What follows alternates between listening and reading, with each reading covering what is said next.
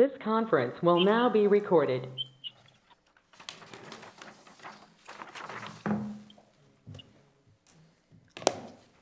Good to go. Okay, welcome to the April 18th meeting. Please stand and join me in the Pledge of Allegiance. I pledge allegiance to the flag of the United States of America and to the republic for which it stands, one nation, under God, indivisible, with liberty and justice for all. Roll call, please. Councilmember Hagan? Here. Councilmember Crumick? Here. Councilmember Bellinger? Here. Mayor Pro Tem Swift? Here. And Mayor Alves? Here. Okay. Looks like we have a presentation. It says here, receive presentation and consider adopting, oh, yes, okay. Right. All right, staff, you want to go with that, or is that, So we do have the presentation, or what is that noise? I think there's a, Sounds like a bird. like,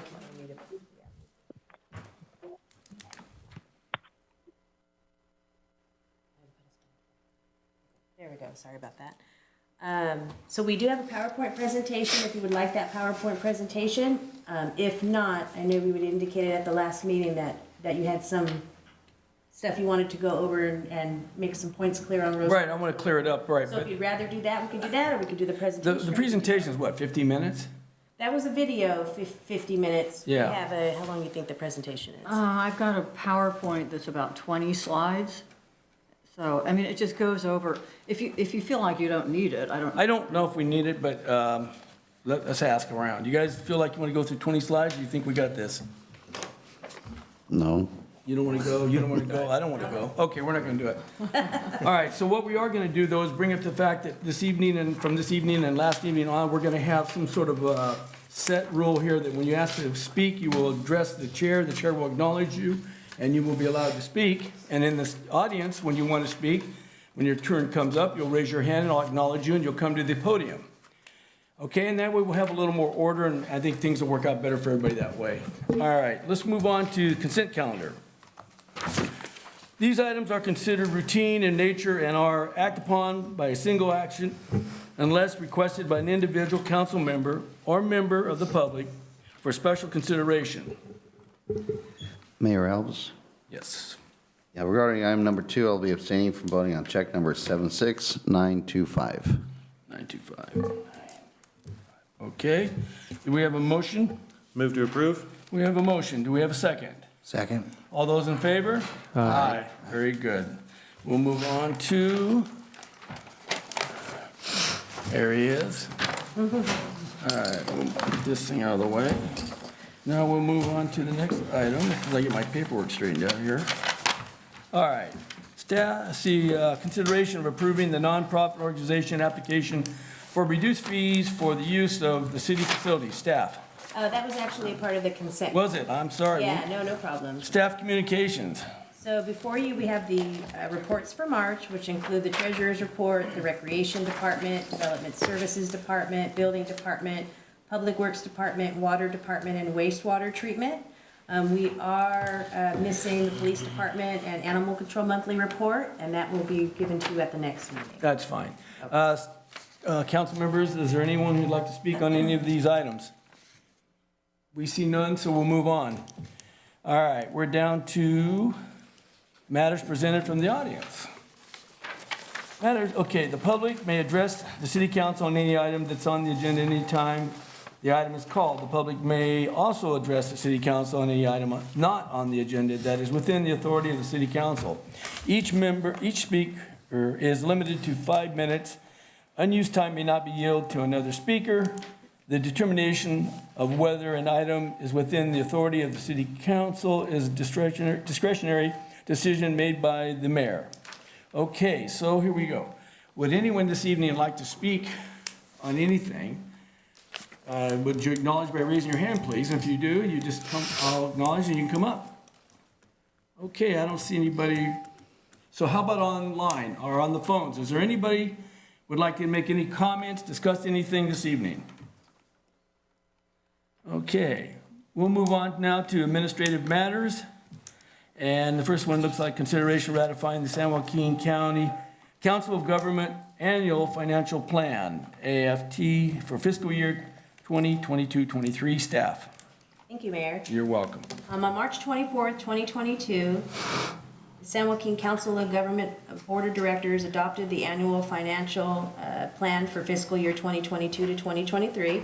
And in accordance with the Joint Powers Agreement between SJCOG and member cities in San Joaquin County, each governing body is tasked with reviewing and ratifying SJCOG's annual financial plan following adoption by the SJCOG board. So attached is the letter from Steve Dial, their Deputy Executive Director and Chief Financial Officer of SJCOG, outlining the financial plan, and SJCOG's staff is in attendance to answer any questions. We do have their finance manager, Gracie Orozco, in the audience, if you have any questions or if you'd like for her to review anything for you. Council members, is there anyone here with questions for our guest?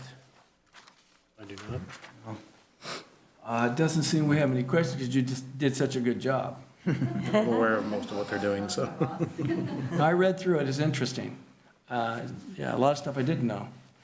There was a couple of things I noticed, there was like some shortfalls from the previous year, stuff like that. The fact that you don't get Social Security, I think I read too in there somewhere. Yeah, it's interesting. Well, the good news is we're not underwater. Thank you for coming. Okay, we'll move on to the next item unless there's anyone on the audience or anyone on the phones. I do need action to approve or ratify. Okay, let's make sure there's no one else before. Is there anyone on the phones or in the audience or online that would like to add to this? Okay, haven't heard no. Now we'll go back to staff. Go ahead. What do you want? I just need a vote from the council. Can I have a motion? Yeah, move to approve. Motion. We have a motion to approve. Do we have a second? Second. We have a motion and a second. All those in favor? Aye. All those opposed? Abstain. And one abstention. So it's 4 to 1 abstention. Passes. Okay. Now we'll go back to the next item.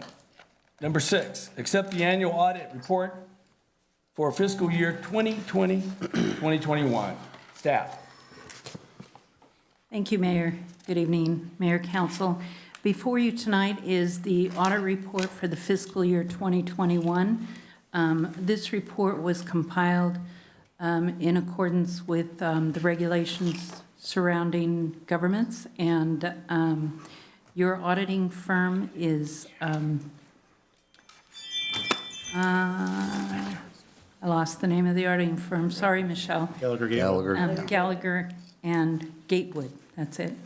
They were previously Clendon and Bird and have changed the name. So this is the same contract you had last year, just a change in the accounting firm name. And we have on the line Michelle Gallagher, who is one of the partners, who will present this report for you. Michelle, are you here?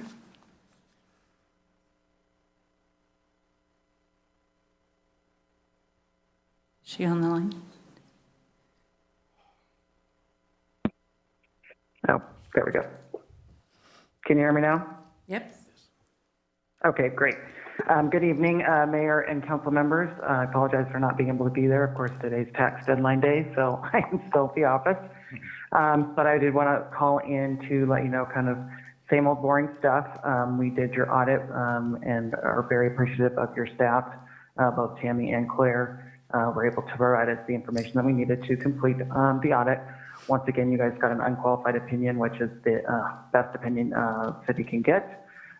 We did have the transition between Tammy and Claire, so that is why we are a little late in getting this prepared and finished.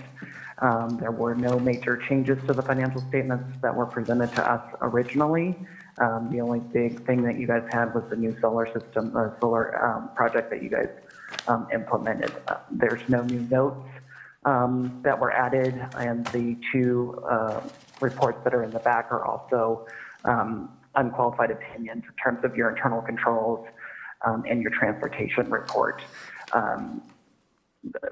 The city looks really good. You guys kind of stayed even this year, so that was good to see.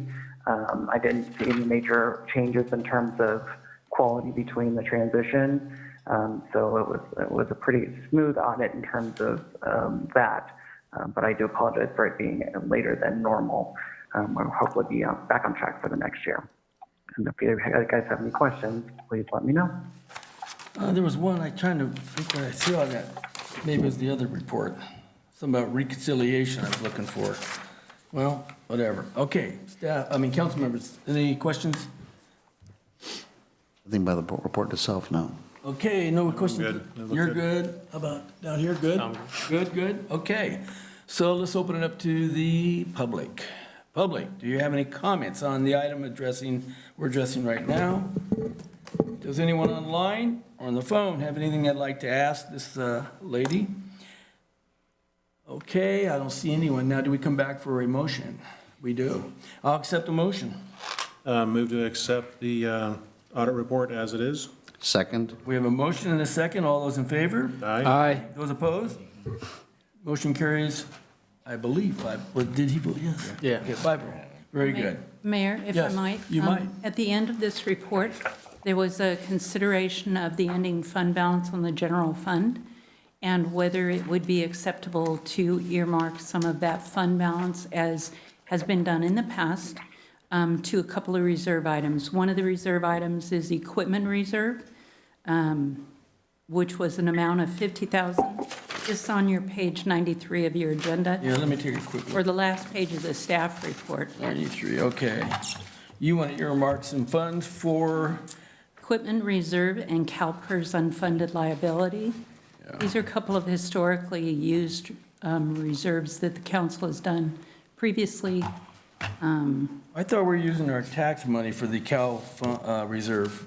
We're not? Using what Our money? tax money from property taxes? We do for the annual piece, Okay. but then there's an unfunded amount Okay, that we've been trying to pay down. okay. What's that amount currently? Let me look at the report. It's in your financial report. Sure it is, somewhere in there. It's in one of the footnotes. It's in the last footnote.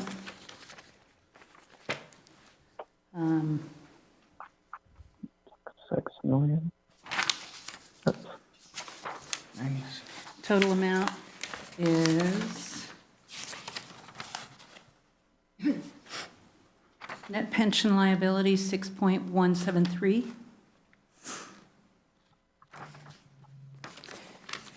That's million? Yes, yes. Okay.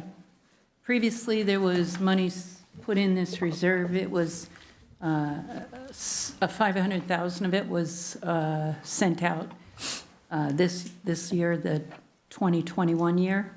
And we'd like to build that reserve up again and continue to, it saves money over the course of the year and benefits the employees in addition to the city. For this particular report, the suggestion is just to earmark it in reserve. So we're not moving it, we're just earmarking it. Correct. I got it. Okay, on the $50,000 for equipment, what's our current reserve balance now? For the equipment reserve, I'm not sure we have anything left on that reserve okay? because we've been buying police vehicles. Well, we needed them. Yeah, we So did, you're thinking possibly we're at 0. possibly. So then we're gonna set in, earmark the 50. We're not moving it, we're earmarking it. Is that correct? Correct. Okay. So what that means in essence is if we need it, it's there for us. If not, it stays where it's at. Correct. All right, good enough. That works for me. Council members, any questions you'd like to ask? No, prepared to make a motion whenever you're ready. Well, we have- Appreciate that. Let's- Earmarking, actually, that's a good thing to do, and if we can continue to make forward progress on each of those funds, that'd be great. Each year, just keep chipping away. And Now, that does not impact the 33% the council has, that's over and above it. yes. Okay, good enough. So having said that, you said there's nothing in there now, but we allow 33.5%. Oh, that's our reserve you're referring to. Got it. Okay. Anyone in the audience want to, any more comments on this? Anybody online? Anybody on the phones? All right, haven't heard no one. I will accept the motion. Yeah, I move that we accept the staff's recommended appropriations regarding the annual audit report for 2020 through 2021. Do we have a second? I'll second We that. have a motion, we have a second. All those in favor? Aye. Aye, motion carries 5-0. Abstain. Oh, excuse me, we have a 4 and 1 abstention. Okay, very good. Okay. Thank you. You're welcome, thank you. Number 7, Review the draft request for proposal RFP for senior housing project. Provide direction to staff. Staff, go ahead, please. Thank you, Mayor. You're welcome. So the latest item was that we held a workshop last week on the 11th to review the RFP and make changes to increase its attractiveness to potential developers. The major revisions included the following: identifying a maximum acreage offering towards the project, which we put in a not to exceed 10 acres. Identifying a maximum amount of fee credits the council would be willing to apply towards the project. The language added into it was up to $900,000 in available funding, which could provide credits to a developer of the selected senior project if that project increases or improves housing for low or moderate income households, and that would be subject to council approval. Require selected developers to present project with renderings to the city's seniors and general public to ensure compatibility with specific housing needs for seniors. And we added selected developers must provide a design charrette where both Escalon residents and seniors may attend and participate. And then other revised items included were lowering the age restriction for the units from the 67 plus to the 62 plus, removing square footage requirements for types of units, and advising that a mix of affordable and market rate units is acceptable. The fiscal impact, currently there is no significant fiscal impact of the creation and release of this RFP except for staff time, and then all the other fiscal considerations will become applicable at the time of the senior project acceptance or as we're moving forward, depending on which directions we go in. And so I did provide a redlined version. There are a lot of edits to it because we're updating dates, updating language, just bringing it all up to date in general. We did try to make the language regarding the issue we're having, with the state income limits and what's defined by the state as affordable in there, to make it clear that we're looking to help people that are above that threshold, that are falling in that middle. And so we did add that chart in there and kind of cleaned up the language in there, hopefully to make it easier to understand. And then we added in those items we discussed. And so we've got the red line, which it actually came out blue line, so it's a blue lined version.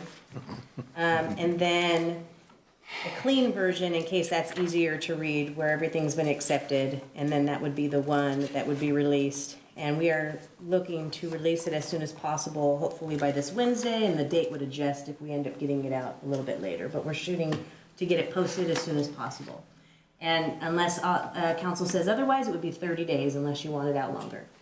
Okay, so council, do we have anybody who's interested in discussing this further? Well, it appears Go that, ahead, Mr. yeah, Swift. sorry about that, Mayor You'll Alves. get there. It seems like everything that we had discussed at the last meeting, all those bullet points, they're in here exactly. So I think this looks good and it's ready to go. That's my opinion. Very good, thank you. Is there anyone else? I would agree with that assessment, Councilman Swift, that that's what we were talking about last meeting, and Okay, let's ready. sort it out. All right. Anybody else want to acknowledge yourself here? Anybody? How about Peter? Peter, got anything to say? No. Nothing? Okay. And then just to follow up, when we put it out on the website and we put it through public purchase, that does provide any developer opportunity to ask questions. And so hopefully this round, questions will be generated, and then that will provide staff an opportunity to respond to those questions. And when we respond, it'll, one, identify any issues that we might see in the RFP that we need to make additional clarification on, or address anything that maybe we didn't think of or catch in the RFP. And so hopefully they're vocal this round and we hear back so that we can try to address it in the process and then put an addendum out to address it. Sounds good. Anyone in the audience would like to speak about this matter? Okay, is there anyone online? Is there anyone on the phones, on the internet, anywhere? Okay, having heard no one responding, we're going to move it back to the council for a vote. I will accept that motion. Is this a consensus item, or is this you want an actual vote on this one? I thought it would be fine. Sure, okay. I move to accept the request for proposal for senior housing project and authorize the staff to advertise it. We have a second? I'd second that. We have a motion and second. All those in favor? Aye. Those opposed? Carries 5-0. Okay, moving right along to number 8. discuss potential options for the city-owned properties at Escalon, Balota, and St. John and Catherine. Okay, staff. Thank you, Mayor. So as you're aware, these properties have kind of been up in the air as to moving forward with something. We had lease agreements on both of them for the almond orchards, and those both expired at the end of last year. And we've received 2 parties that are interested in the 18 acres. It doesn't appear anybody at this time is interested in that 7 right now. So these are both on Escalon Balota Road. The first proposal we have is from Matt Caton, and the mayor has talked to him about doing the alfalfa, which was originally how we got into this, was trying to look for something that has less of a hold, the 20-year lease, not having to sign something so long-term. And so in this proposal, it's the 10-year lease, and he kind of broke down, and these are all up at your podium, he kind of broke down his costs, which were basically farming the ground, rip and remove irrigation, labor crews, taking care of all this stuff that the property would need to be, or the costs associated with prepping this before he even gets the alfalfa in the ground is going to be close to $30,000. You want to go ahead? Yeah, okay, here's what, I met with Mr. Caton. Mr. Caton showed some interest in the property, but there were some things he wanted to get by us and make sure that these were acceptable. His proposal to us was this. He'd like to have the house and the property. He would pay us $18,000 annually for the house. He would pay us, where was that? He was gonna pay us $7,200 for the property per year. So that came to, I think it was, no, it's 25, right? But the 25, we need to subtract from the 29.7 that he thinks this property is gonna cost to bring it to where he can make the alfalfa produce.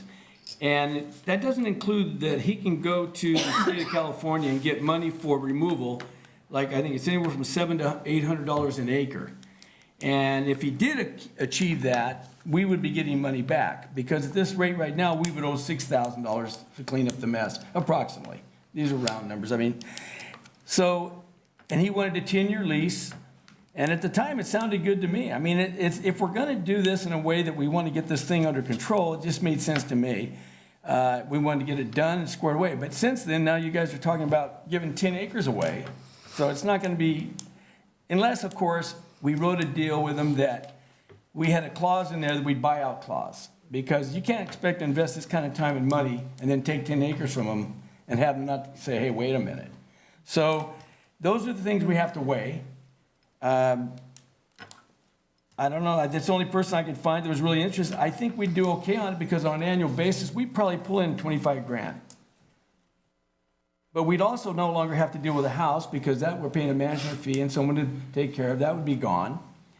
So, and by the way, it was $800 to $900 an acre, I guess the state gives, not 7 to 8, the other way around. But that's what I came up with when we discussed it. So that's what he's got. Mayor, Go ahead. Sure, absolutely.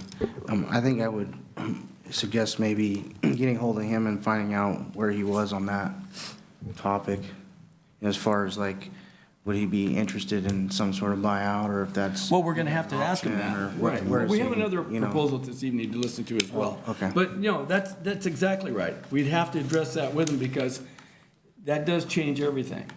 I've got a quick question. On the $18,000 annually that we would get for the rental home, does that also include that we do not do any kind of repairs or any issues that would The come maintenance he would arise? handle, but no major repairs. Like, he's not gonna put a new roof on. Sure. He's not gonna repipe it, but he would do the maintenance, yes.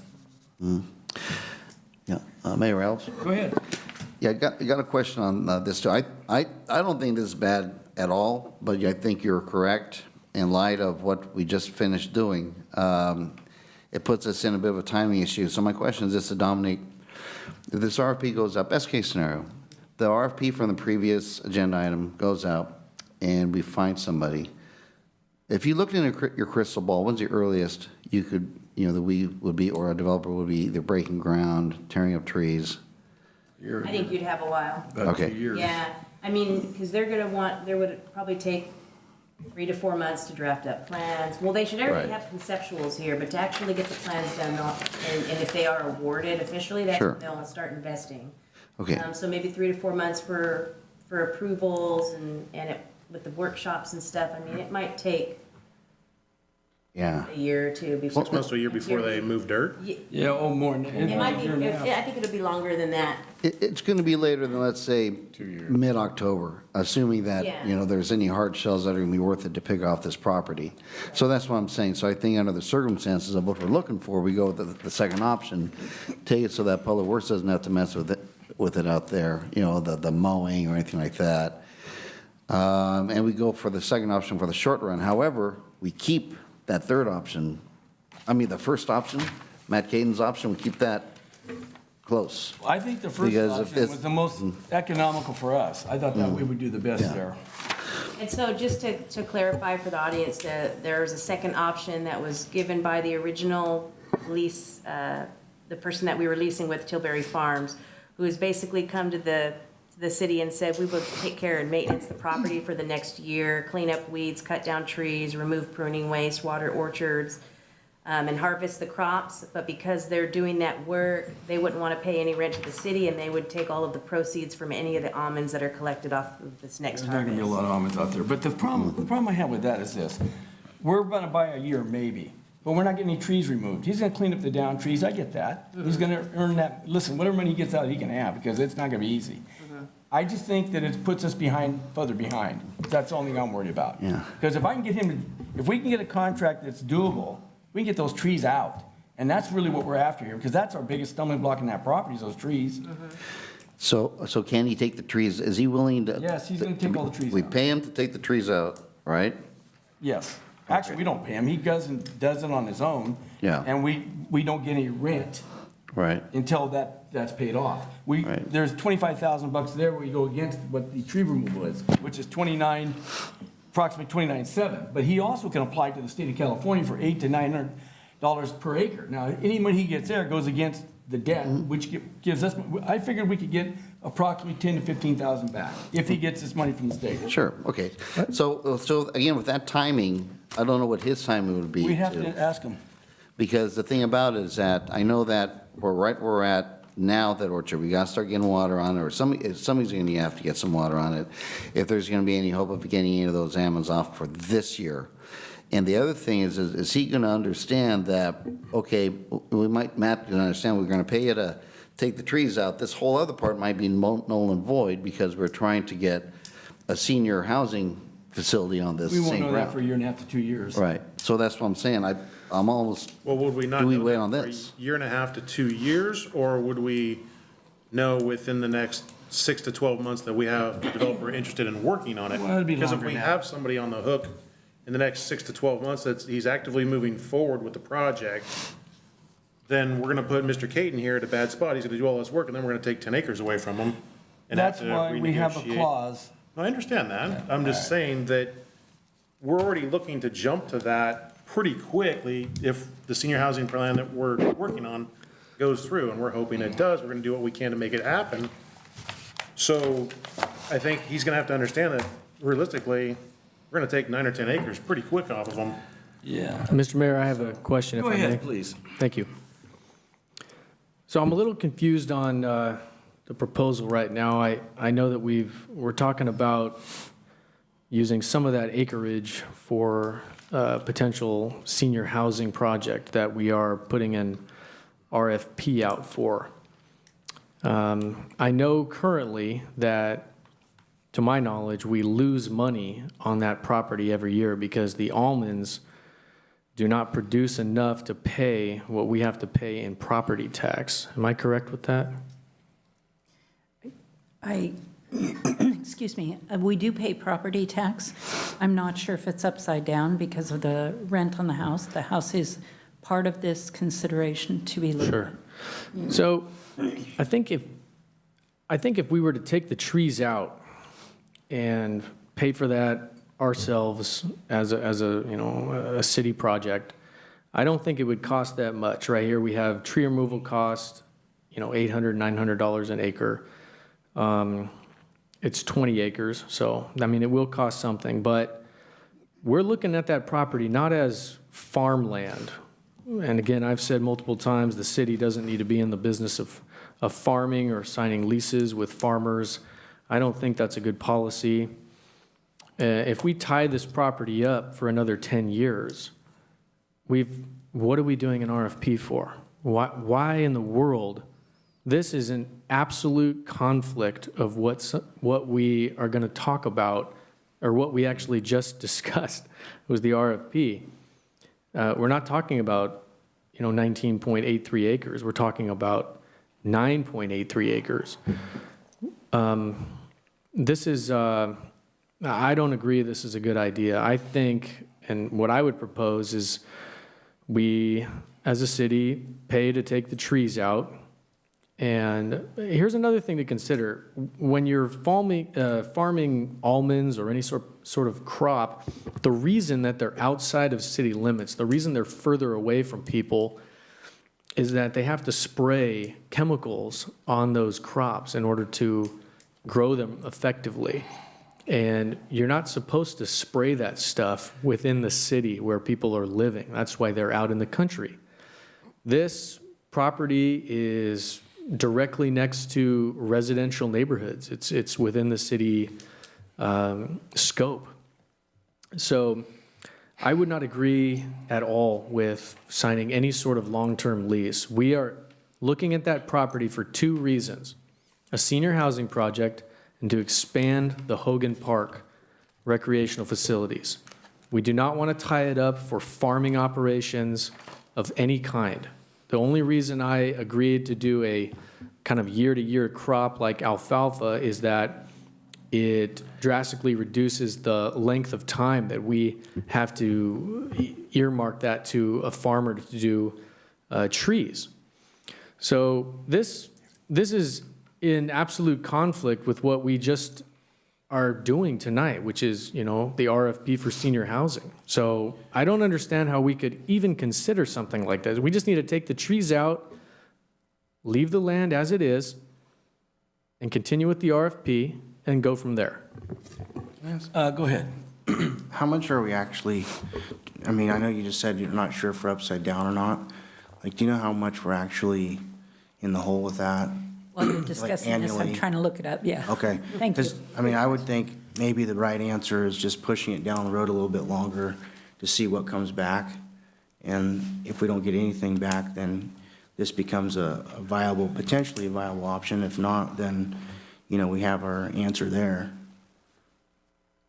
Okay. David?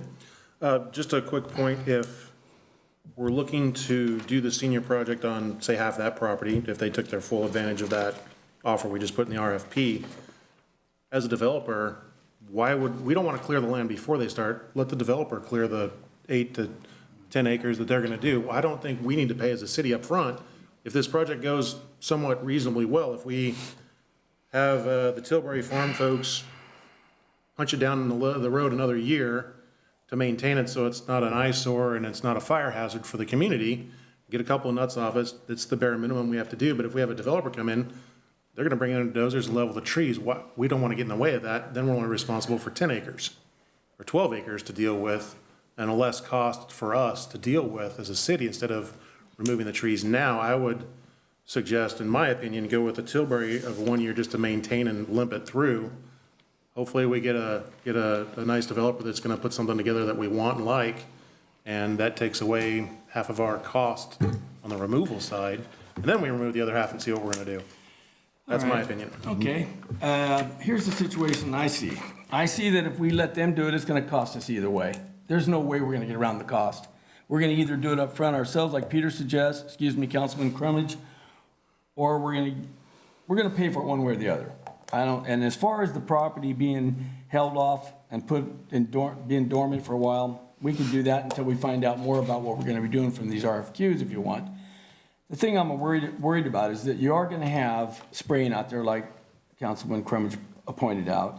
You're also going to have to deal with all the farming, or you could have, if we could work a deal with Mr. Caden where he jerks all the trees and clears the land, but we have to also talk to him about this thing if we're gonna build it in a couple of years, and we don't know that's gonna happen yet. I mean, we can suggest and think it's gonna happen, and it would be nice if it did, but we're not sure. And I'll be honest with you, this thing is not gonna move as quickly as we'd like it to. It's gonna be a while. First of all, this is the worst time to build right now because everything costs right through the roof.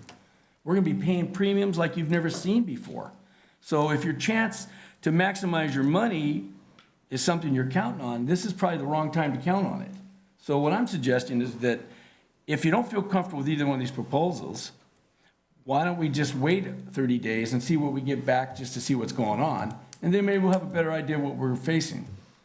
Does that make any sense? Go ahead, Councilman Smith. Yeah, it does. I've got one point regarding what Councilmember Crumick suggested about the spraying. You know, I did have a conversation with Mr. Tilbury, and I think his mindset is in terms of spraying, basically what you're looking at now is you'll be spraying for peach sugar borer like in July. And I got the really clear impression from him that he wasn't even interested in that because, again, any input's going to cost him more money on this thing and for what he's going to get out of it.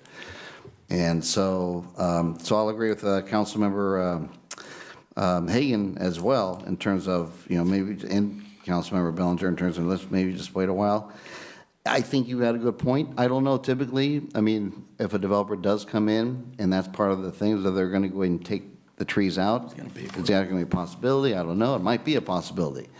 So I'm just thinking. Negotiated in their development agreement as we move forward. Right. So what I'm saying is that, you know, again, I'm going to go with Councilmember Bellinger, and I think Councilmember Hagan, I think you were leaning that way too. We'll just waiting a little while, going with option B, okay? Again, didn't sound like you wanted to be messing with Loris Bend or anything like that for Peachtree Borer, because that's going to be additional input for that orchard, and then just going, so again, going with Plan B for the season. This commitment's going to end mid-October when those hard shells come off. Okay. And then that's it. And hopefully we'll know a lot better about what the situation is going on then. But I do agree, though, I don't think we toss Mr. Caden's proposal, because I think it could very well be a good option down the road in case this is going to be going further and further and further with trying to find a developer, you know, so. Well, Mr. Mayor, may I speak? You may. Thank you. Thank you. So, any sort of long-term lease, we've had a long-term lease there, you know, for a while in place, and I know for a fact, Claire, you can go ahead and look it up, but I do remember that property, absolutely, with what the trees produce and taking into consideration what the house generates as a rental income, that it loses money. Okay. So And the whether- rental income is $1,650 a month.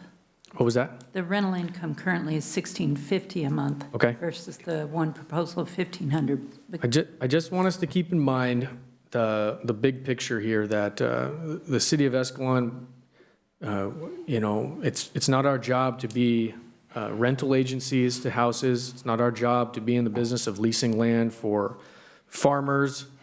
The longer we tie that property up, the less we can do with it. We have talked at length about expanding the Hogan Recreation Facility, at length about earmarking or using that land for a senior housing project, which we have a great deal of momentum on. I don't know why it's seeming like we don't have momentum on that. When we put this RFP out with the changed conditions, which are making it more attractive for the developer, I believe we will get some response. And we do not need to tie that land up any longer for farming operations. We need to look at that as an open space where we can expand city facilities and hopefully develop a senior housing project. Okay. Any other comments? Vice Mayor Swift. Yeah, again, to that point, we're only talking about with option B, where are we at, April now? Yeah. A 6-month period. In that time, we will be getting out the RFP. We'll be collecting the RFP. Hopefully, we'll have a lot of great candidates to choose from. I don't know if we'll get to the point where we're talking about the design chalet. I didn't take French. Charade. Charade. That, what you just said. Okay. So anyway, and in that interim period, at least with this short-term commitment, will be done by them. I don't think there was any interest in the house.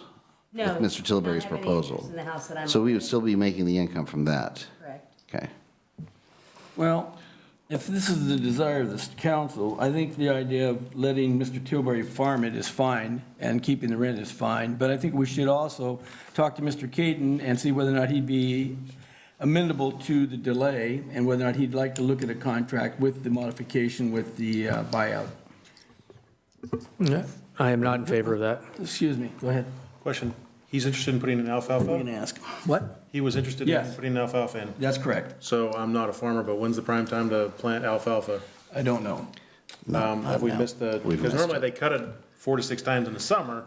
We've missed that window at this point for this gentleman. We missed it. So if we push this out and it takes time to develop the property for him to farm, he's planning towards the end of the year at best. He's not gonna get any revenue off that property at that point. So I'm not sure by delaying it, by going with Mr. Tilbury, we would necessarily hurt Mr. Caton's Well- ability to get a crop out of that property if he was to get it after this section here is what I'm thinking. I don't know. I'd have to ask. I'm just thinking that that might, You're not going Wait to a plant second. it now. we're not gonna plant now, so Hang on.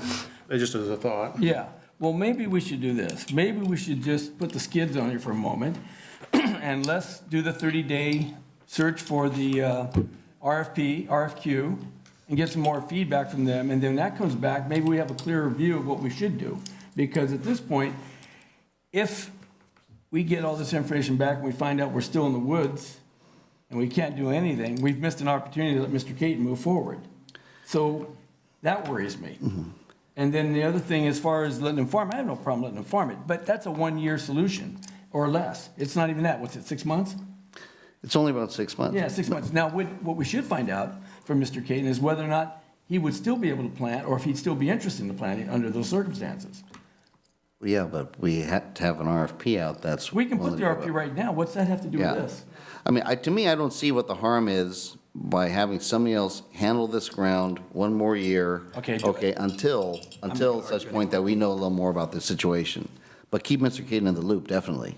Well, I don't think you're going to keep him in the loop when you do this. You can do what you want. We'll take a vote on it and let it fall where it falls. I have a question. You may go ahead. This question, Mr. Mayor, I know you talked and you reached out to Mr. Caton and you discussed these different scenarios. My question is, how do you justify sending out an RFP for 10 acres of this proposed parcel when Mr. Caton brings back a proposal for all of the property for 10 years? Well, it wasn't at the time discussed to give the 10 acres at the time I was talking with him. We were under the assumption that that land would be available. We didn't at that time. We had a meeting that you didn't attend, a couple back here, that we had this conversation. And the conversation went like this, is that, well, if we're going to make this more interesting for developers, we need to give them more opportunity for land. And that's when it came into effect of the 10 acres. That's what all of a sudden changed the dynamics of what he and I discussed. And that's where we're at now.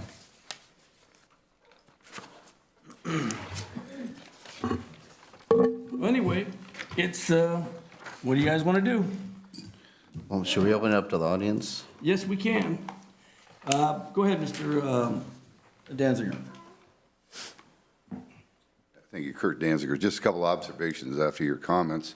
One I found pretty interesting is Mr. Caton was thinking he had the ability to go to the state and get $800-900 an acre to remove trees. He wasn't sure. He said it was an option he would explore. No, can the city do that? I think they can. I'm not positive. So we could remove all the trees, get paid for the acre. The difference is the. It's just an idea. I'm not suggesting that anything can happen. I'm just an observation. The other thing is, trees are used for biofuel and electrical generation, and maybe there's companies out there that would like to take out that orchard and reap the wood.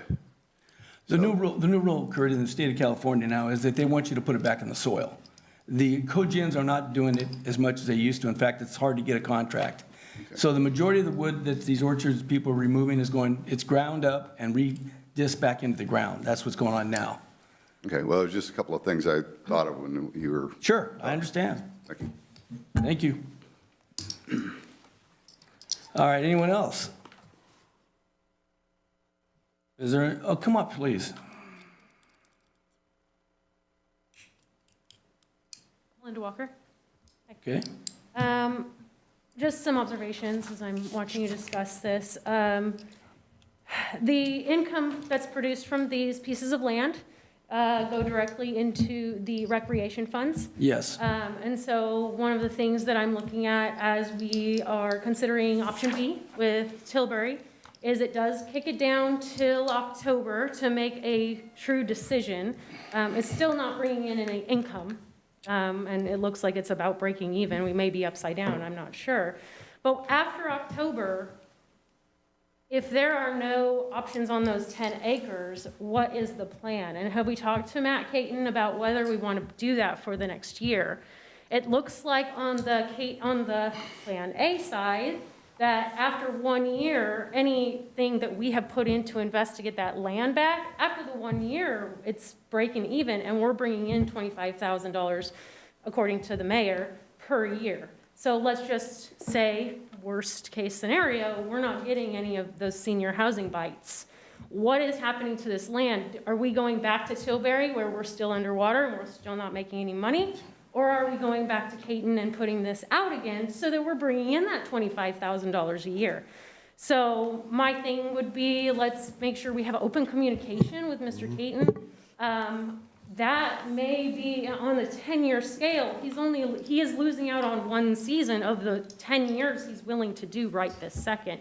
So I don't, whether or not he wants to do that in 1 year, I don't know, but that's a question that we should probably ask him and see if we can have that. I mean, I love the clause, like the land will be ready for that senior development, and it'll be ready to go a lot faster than if we had trees on there. We would be able to go ahead and put that land in there if we had the alfalfa, and there's a clause in there that says, hey, we want to keep that open. And Mr. Caton, knowing that he's from the community, I think he may be open to those understandings and that understanding in the clauses. So that's my observation. One brings on income, one does not. So there you go.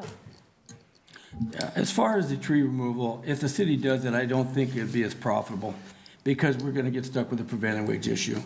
If Mr. Caton was the gentleman who went to the state, because he's not the city, he would have a different situation. So again, those are things that we could weigh out. However they want to do it.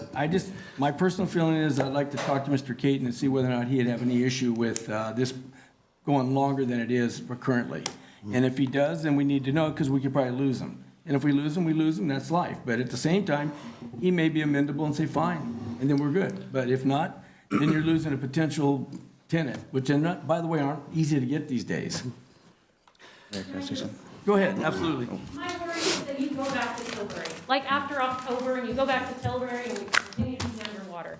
That's what my worry is if we do this into October, and then October comes and we have no plan. Tilbury, you want to do this again, and we continue to be underwater. The trees wouldn't be like producing next year. We have been for the Well, we're past. stuck with dead trees, what we're stuck with. Yeah, there's no more farming this year. That's why I hate to wait. There's no more. Go ahead, absolutely. I don't think there's any harm in reaching out to him and seeing where his mindset is with this. But at the same time, we've also made a commitment to, looking into the senior stuff. So Well, we can do that too. my feeling would be we see where he's at. And at the same time, we keep pushing the ball down the field a little bit longer until we know if we're getting any bites at all. That's what I would do. I'd like, if it was left up to me to do, I'd like to do this. I'd like to move forward, put out the RFQ, and I'd like a little time to go back to Mr. Caton, fill him out how he feels about this current situation we're in right now, get some feedback from him, and then come back and make that decision, because if he's gonna say, forget it, I'm not interested, then we're done with it. Then Mr. Tilbury can do his 1 year thing and we're stuck with trees. Or he may say, listen, I have no issue with that, it's the same deal I'll make you next year. And that's the case, then fine, we get Mr. Tilbury here, we get Mr. Caton next to him, and boom, boom. But if we don't go out and reach out to him, and we do this, he may say, forget it. And then I ain't got nobody else, because I beat the woods for this one. Yeah, Mayor Alves? Go ahead.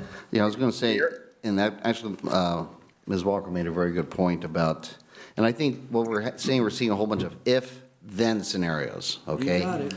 You know, if none of the proposals come back, then the orchard is still the orchard, okay? Then, you know, and then if the council abandons the whole concept of having any senior facility there, then you call Mr. Caden and say, hey, okay, let's get into this, okay? So there's a whole bunch of if and thens. So I think what we're arguing about right now is more so what to do in the short run, where you've got a crop out there, a meager crop out there, somebody other than the Public Works is taking care of the field for the next several months. You know, Mr. Caden can't plant it anyway at this point. And I know that if you take that orchard out, let's say in the fall or late fall, then that gets him the time to deep rip, assuming the weather's decent, okay? You know, and then get that alfalfa crop in. So. I don't know how that Yeah, works. yeah. I'd have to talk to Mr. Caton what his timetable is. I don't know. And now, Dominique, was there any sense of, I know that when I was talking with Mr. Tilbury, okay, yeah, probably ought to be getting some water on those trees sooner or later. You know, I know that the weather patterns kind of start helping us out a little bit, not much, but a little bit, okay? So, because I don't want to lose this option either, and then have to have the Public Works mow in the field with a flail mower that they don't have. Do you guys have a flail mower? Yeah. No? Okay. So that's what I'm worried about too. Let me ask you a question here. Whose water are we using to water those trees? SSJD? Irrigation? So it's not our water, it's not Correct. well water. Correct. Okay, good. All right, It's flood irrigation, not sprinkler? It is? Okay. so anyway, I still think we should. Mr. Mayor?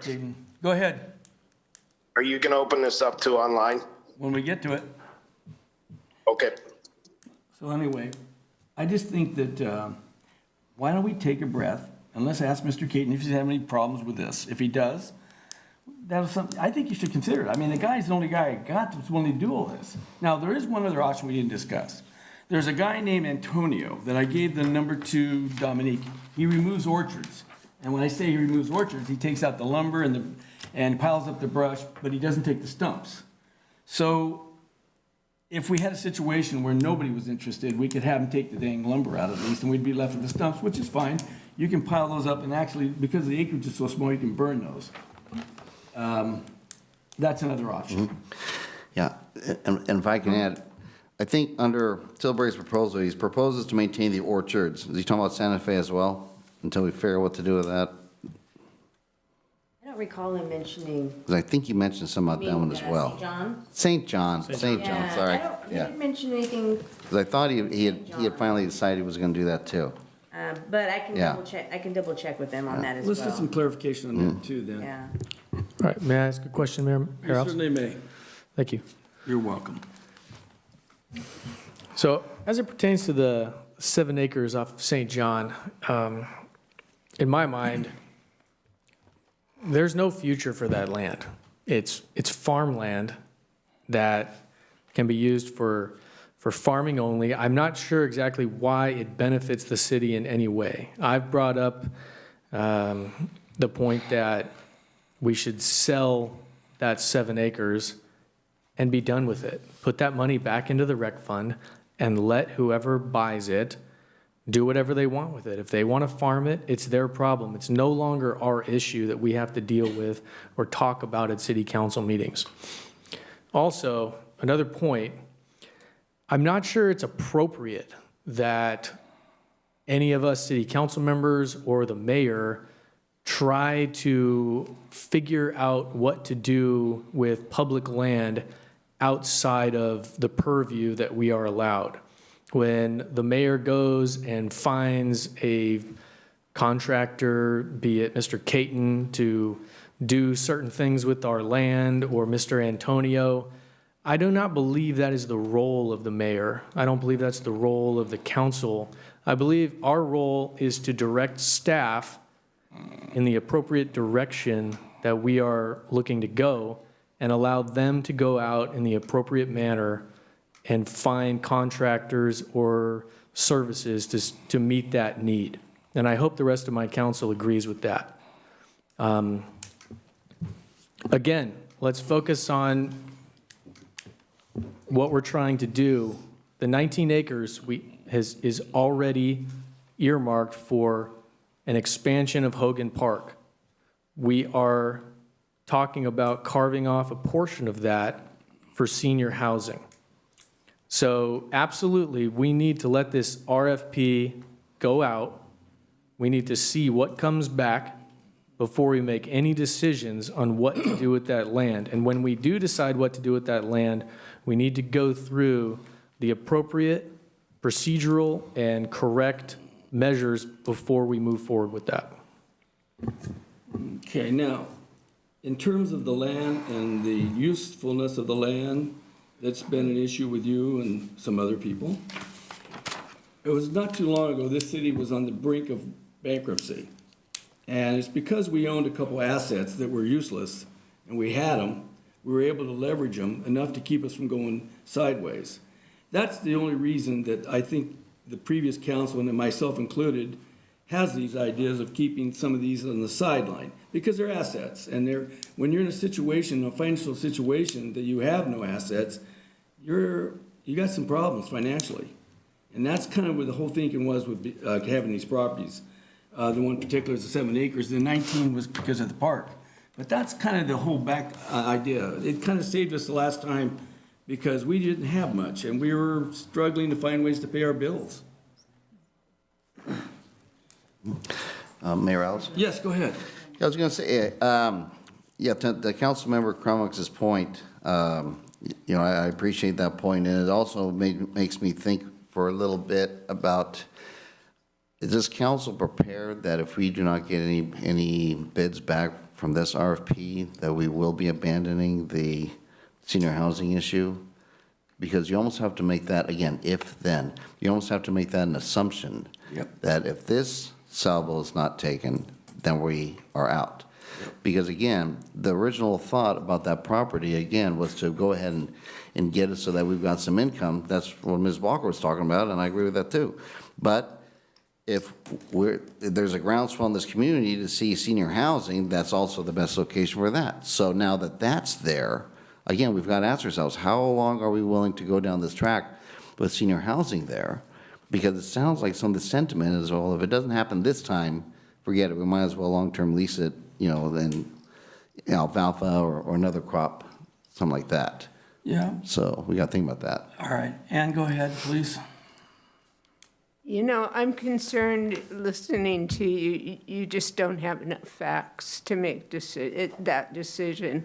I'm really recommending that you follow what Councilman Swift said, except for I disagree with your timeline.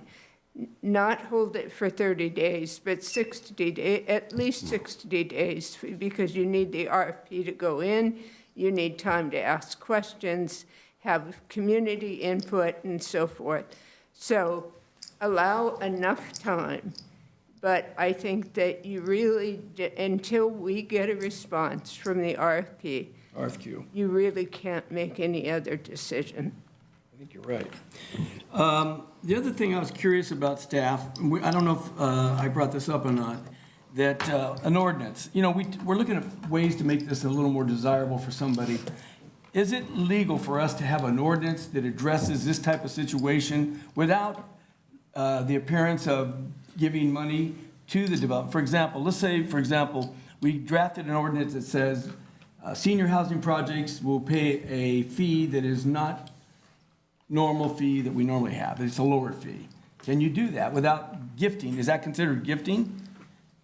So I think I could address this because in our original development impact fee study that we had done back in 2016, I think it was Tossage and Associates, it came up a few years ago, if council wanted to reduce fees or lessen the amount of fees.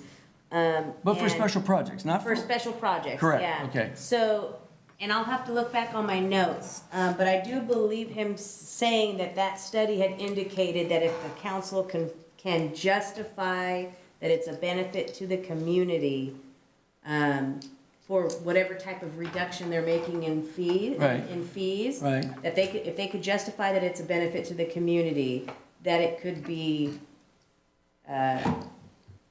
process, you could make that type of approval. Without having. But that's the consultant talking about his fee study. Now, whether or not you would, as legal counsel, I mean, if it's justified and, We would need a legal opinion. yeah, I mean, is that something that you? Because I think that would add a lot to this system. I mean, what we're trying to do here. Well, if your RFP is, you're already offering to contribute 10 acres, use your affordable. Oh, I understand all that. That's not So my you're just, point. I don't know if an ordinance would be appropriate for that, but you could, but yeah, I mean, you, if there's a project that you really want. I was just thinking that might be the tipping point that we may need in order to get this thing off the ground. I don't know. I'm just suggesting an idea. Yeah, Mayor, I ahead. don't know if you want to take anybody from. When we're done, because we will. We probably need to start ultimately either making motions or something to see what sticks. Okay. You know? All right, now we'll go out to the public here. Unless anyone here in the audience would like to comment. Okay. All right.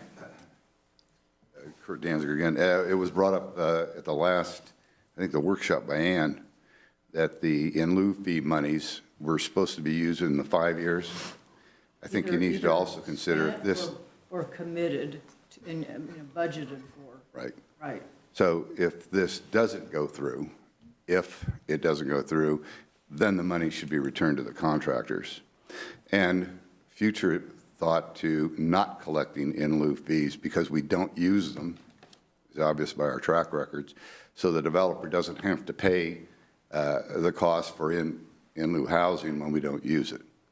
So I think that should be an if-then, along with the other considerations. That's something that should be addressed. All right. I don't know that, and to Peter's point, Councilman Crumick, the properties aren't worth that much money. When the city was going insolvent here in 2013, we were 2 months away from bankruptcy because of this building and the community center. That was because of mismanagement.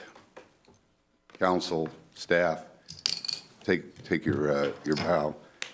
The mismanagement cost the city a lot of money, and then we had to give up some properties in town, not out of town, in town.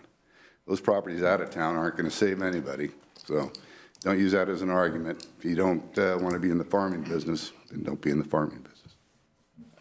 Is there anyone online that'd like to speak? Anyone on the phones? Okay, we'll bring it back to the council.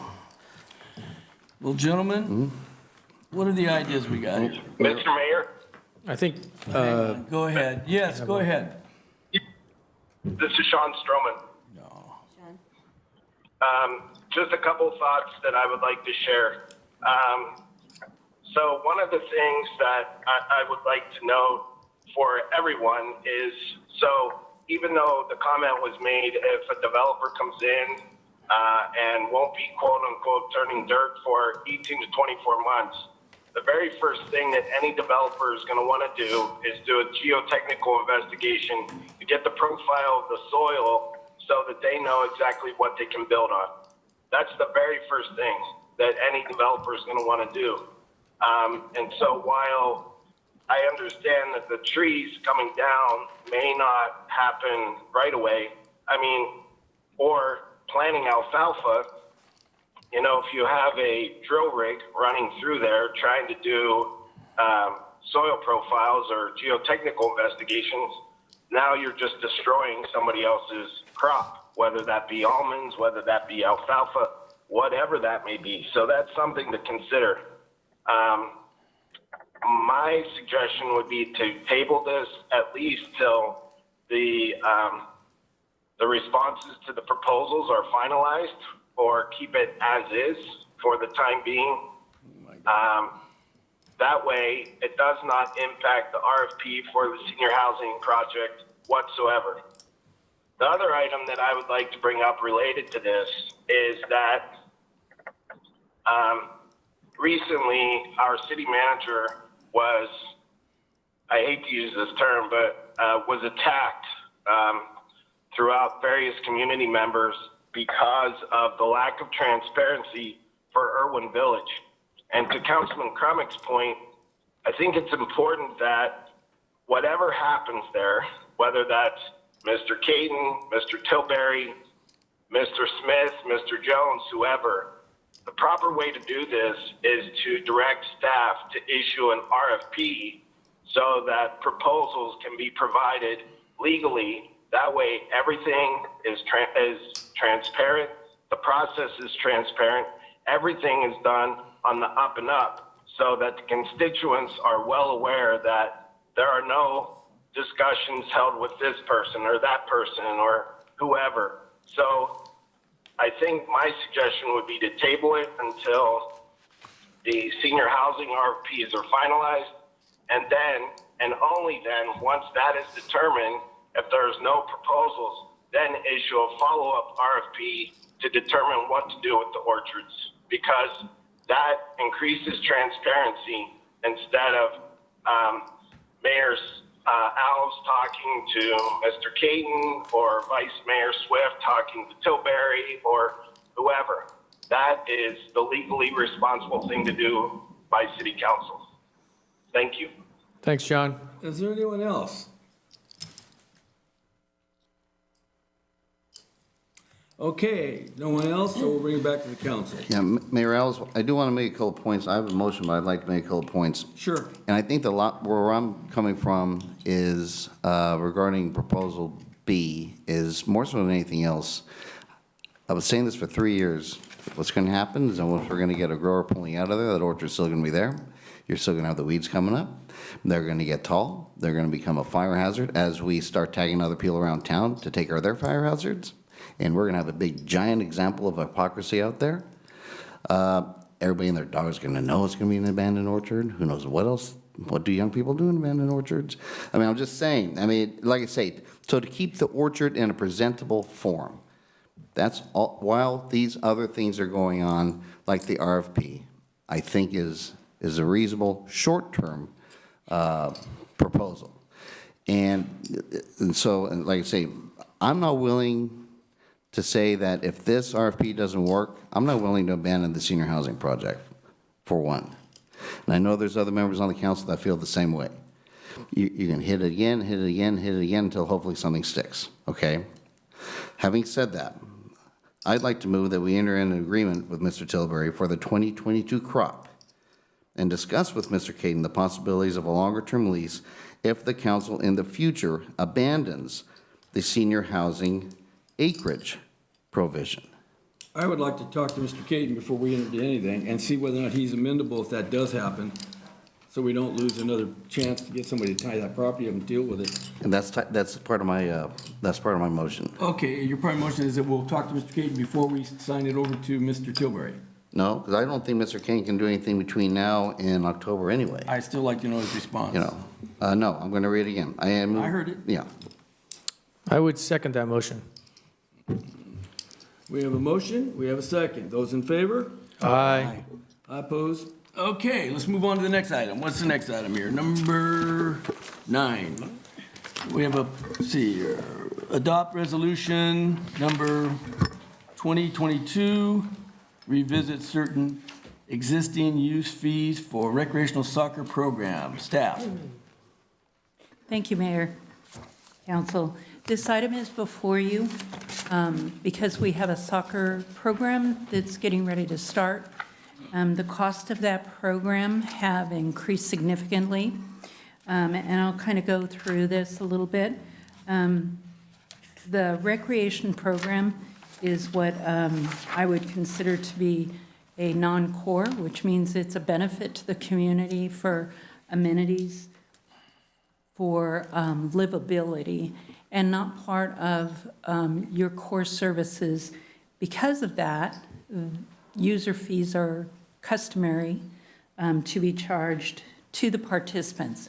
In other words, not everybody uses the soccer program, so whoever uses the soccer program pays for it. We do currently charge a fee for that. The change this year is that umpires are going to be hired for this program going forward. We do not have volunteers, and it's really the recreation environment is changing. And so volunteer umpires are not necessarily optimal and not available. So we will be hiring umpires to continue this program. In order to do that, the costs of the program have increased. Our current situation on page 2 talks a little bit about that hiring of umpires. Cost for the program is estimated to increase by $17,000 for the officials based on the program size last year, which is our best guess what this is going to look like going forward. So we have noticed in the newspaper the potential increase in user fees. We've also gone out and done some research of our surrounding areas. What do we charge for soccer fees? By the way, this excludes the smaller children. I think they're called tots and can't remember. And this only includes peewee, minor, and major groups. The others, the umpires are volunteers. And they don't really need umpires so much because the rules of the game are still being learned. So we've researched our surrounding areas. Those areas range from 105 to 276 per participant. We're recommending bringing our fees up to 102, which is still below all of our surrounding areas. What was the 105 and the 206? What was that? That's the high and the low of the research. So we've the done. low is 105, and then the high is 206? 276. 276. And there's a couple in between those numbers. And what is our current one? Our current one is 50 and 55. So based on costs, and these are just direct costs, these are not full costs. Well, these two quoted numbers you gave us before, are those direct full costs, or those not full costs? That's 105 to 276. I suspect that the 276 is full cost. But you said one's low, one's high. Why wouldn't the 105 be a full cost as well? 105 is not a full cost, clearly. Because it's, when you did your survey, you asked for two numbers, correct? You had the low and the high? I did a research, and staff did a research. Okay. On what do the surrounding communities charge for soccer? And it's 105 to 276? Correct. But you're confident the 276 is a full cost? I suspect that that's full cost because it's significantly different. How many towns were at that price? One. One? In population of the city, is it quite a bit bigger than us? That one was quite a bit bigger. Yeah. And had a full program. Okay. It's quite a bit bigger. Okay. Yeah. So before you tonight is consideration of that increase. We've held registration for this is being held for this decision by your council this evening. Okay, council members, anybody have comments? Councilman, Vice Mayor Swift. Yeah, Mayor Ellis, this is really a rec department issue, and I hate to pull on a rec commissioner tonight, but you're here. What do you guys think? Because you guys are probably dealing with this head-on from a number of angles. First, I do believe we did have officials in the past for recreation, so I don't know where or when we didn't have officials for at least the higher levels, but we have been, and they are usually high school kids and whatnot. So my question really is $130 per game. That seems a lot more than we have been and have been charging for that, and I don't know how we're going from 0 to $130 per game, and then that makes quite a day. What's the 130? An hour long. What's the 130 for? What's the one, you're quoting 130, what's that for? Proposed fee change to cover the cost of officials at $130 per game for 136 games. It sounds like the going rate for officials out there, for adult officials out there. To be blunt, teenage officials, are they still getting eaten alive out there by the parents? Yeah, Okay. yeah. They are. So I don't see a reason we shouldn't be hiring officials. I was just, I didn't even realize we weren't hiring officials, so we're going to 0 to nothing. That's fine if we're going to do, I mean, I'm speaking as a person, I can't speak for commission. You know, we haven't been able to do that, but there's no reason not to be charging. We are very, very low on the pay scale of us and communities surrounding us. And so we do need to hire officials. That is a thing that we need to be able to do. I don't know, it would be dependent, accessibility is what I'm worried about. I'm worried about pricing out some people that can't afford $100 for the season. The recreation is not to make profit. That is not what we are here for. And so, you know, I know we were trying to break even and all of that, but I would just want to consider what the $100, it's a 100% jump is just my worry, is that's a huge difference from somebody that played last year with 3-4 kids, and now they're going to their 3-4 kids in this year, and they have double the cost. So that is my major concern. Yeah, and we're not supposed to be making a profit. We're supposed to make this a better community for us to play. So that's my concern. Is there still a scholarship out there for kiddos that are, you know, a little financially challenged? Yeah, just, yeah. Yeah. Is there still a scholarship there on the form? There used to be. Sure. You know, where you could apply for, yeah. Utilize it, and I don't know if that's advertised on there as well. Mr. Mayor, may I ask a question? You may ask a question. Melinda, sorry. Do you have any more to say? No, I mean, don't wanna cut you I off. just think we have a recreation income issue that is a bigger issue that needs to be discussed, and there Yeah. is a solvable problem that can be discussed at a you know, Yeah. that's a bigger discussion, but it's a solvable problem. Right. And I And- don't necessarily think it's fee for use for each. Exactly. And I agree with what you said. I think it's a really simple thing. How much does it cost the city to run the rec program, right? And how much are we bringing in from the fees? If it's something that we're asking the parents to contribute to cover those costs, which is fine, everybody, I can understand that. Claire, can you tell me like how much we're losing every year? And does this fee increase make up that difference? This fee makes up the difference for the umpires that are being hired, as we talked about before. It's a great question. Oh, so this is And mainly for umpires, right? Yes. What we're talking about, okay. This is not making any kind of a profit. Right. We are in the process of evaluating all the recreation programs, Okay. as you know, to come up with more definitive answers for you, because this price, when we get to the budget cycle, we really need to be looking at all of them. Right. And make a conscious decision as to what we want to be charging for fees and how much cost recovery we want. Well, just to throw out, sorry, you're going to speak just real quick. From personal experience, you know, my kids right now are I have 4 children in the baseball and softball rec program right now. I've heard a number of parents say that the umpire never showed up, and a parent had to step in and stand behind the pitcher's mound to call balls and strikes.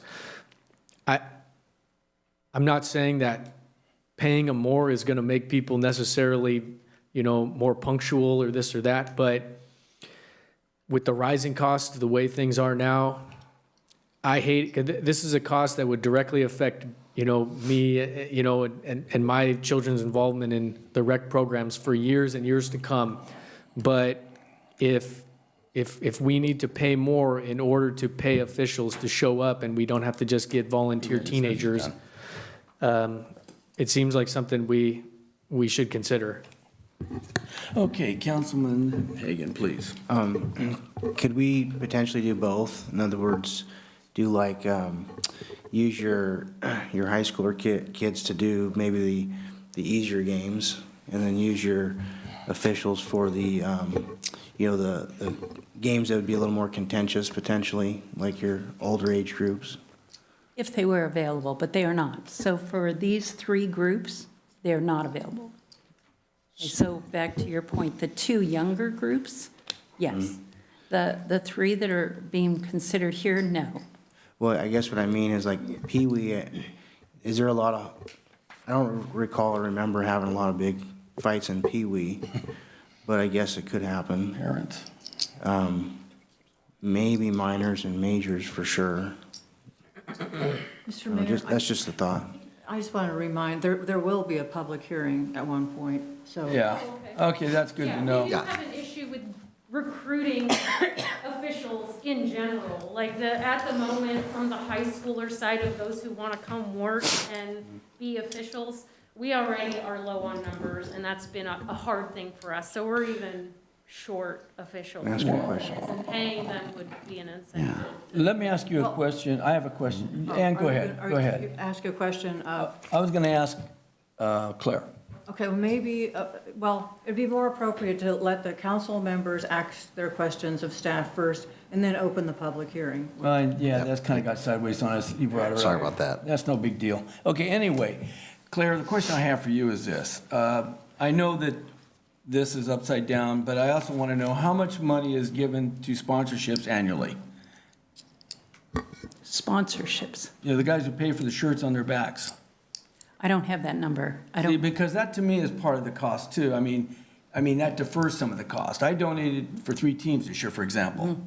absolutely. So, yeah, so I'd like to know. I think for what- baseball, it's like 225, sorry. Excuse me. Yeah.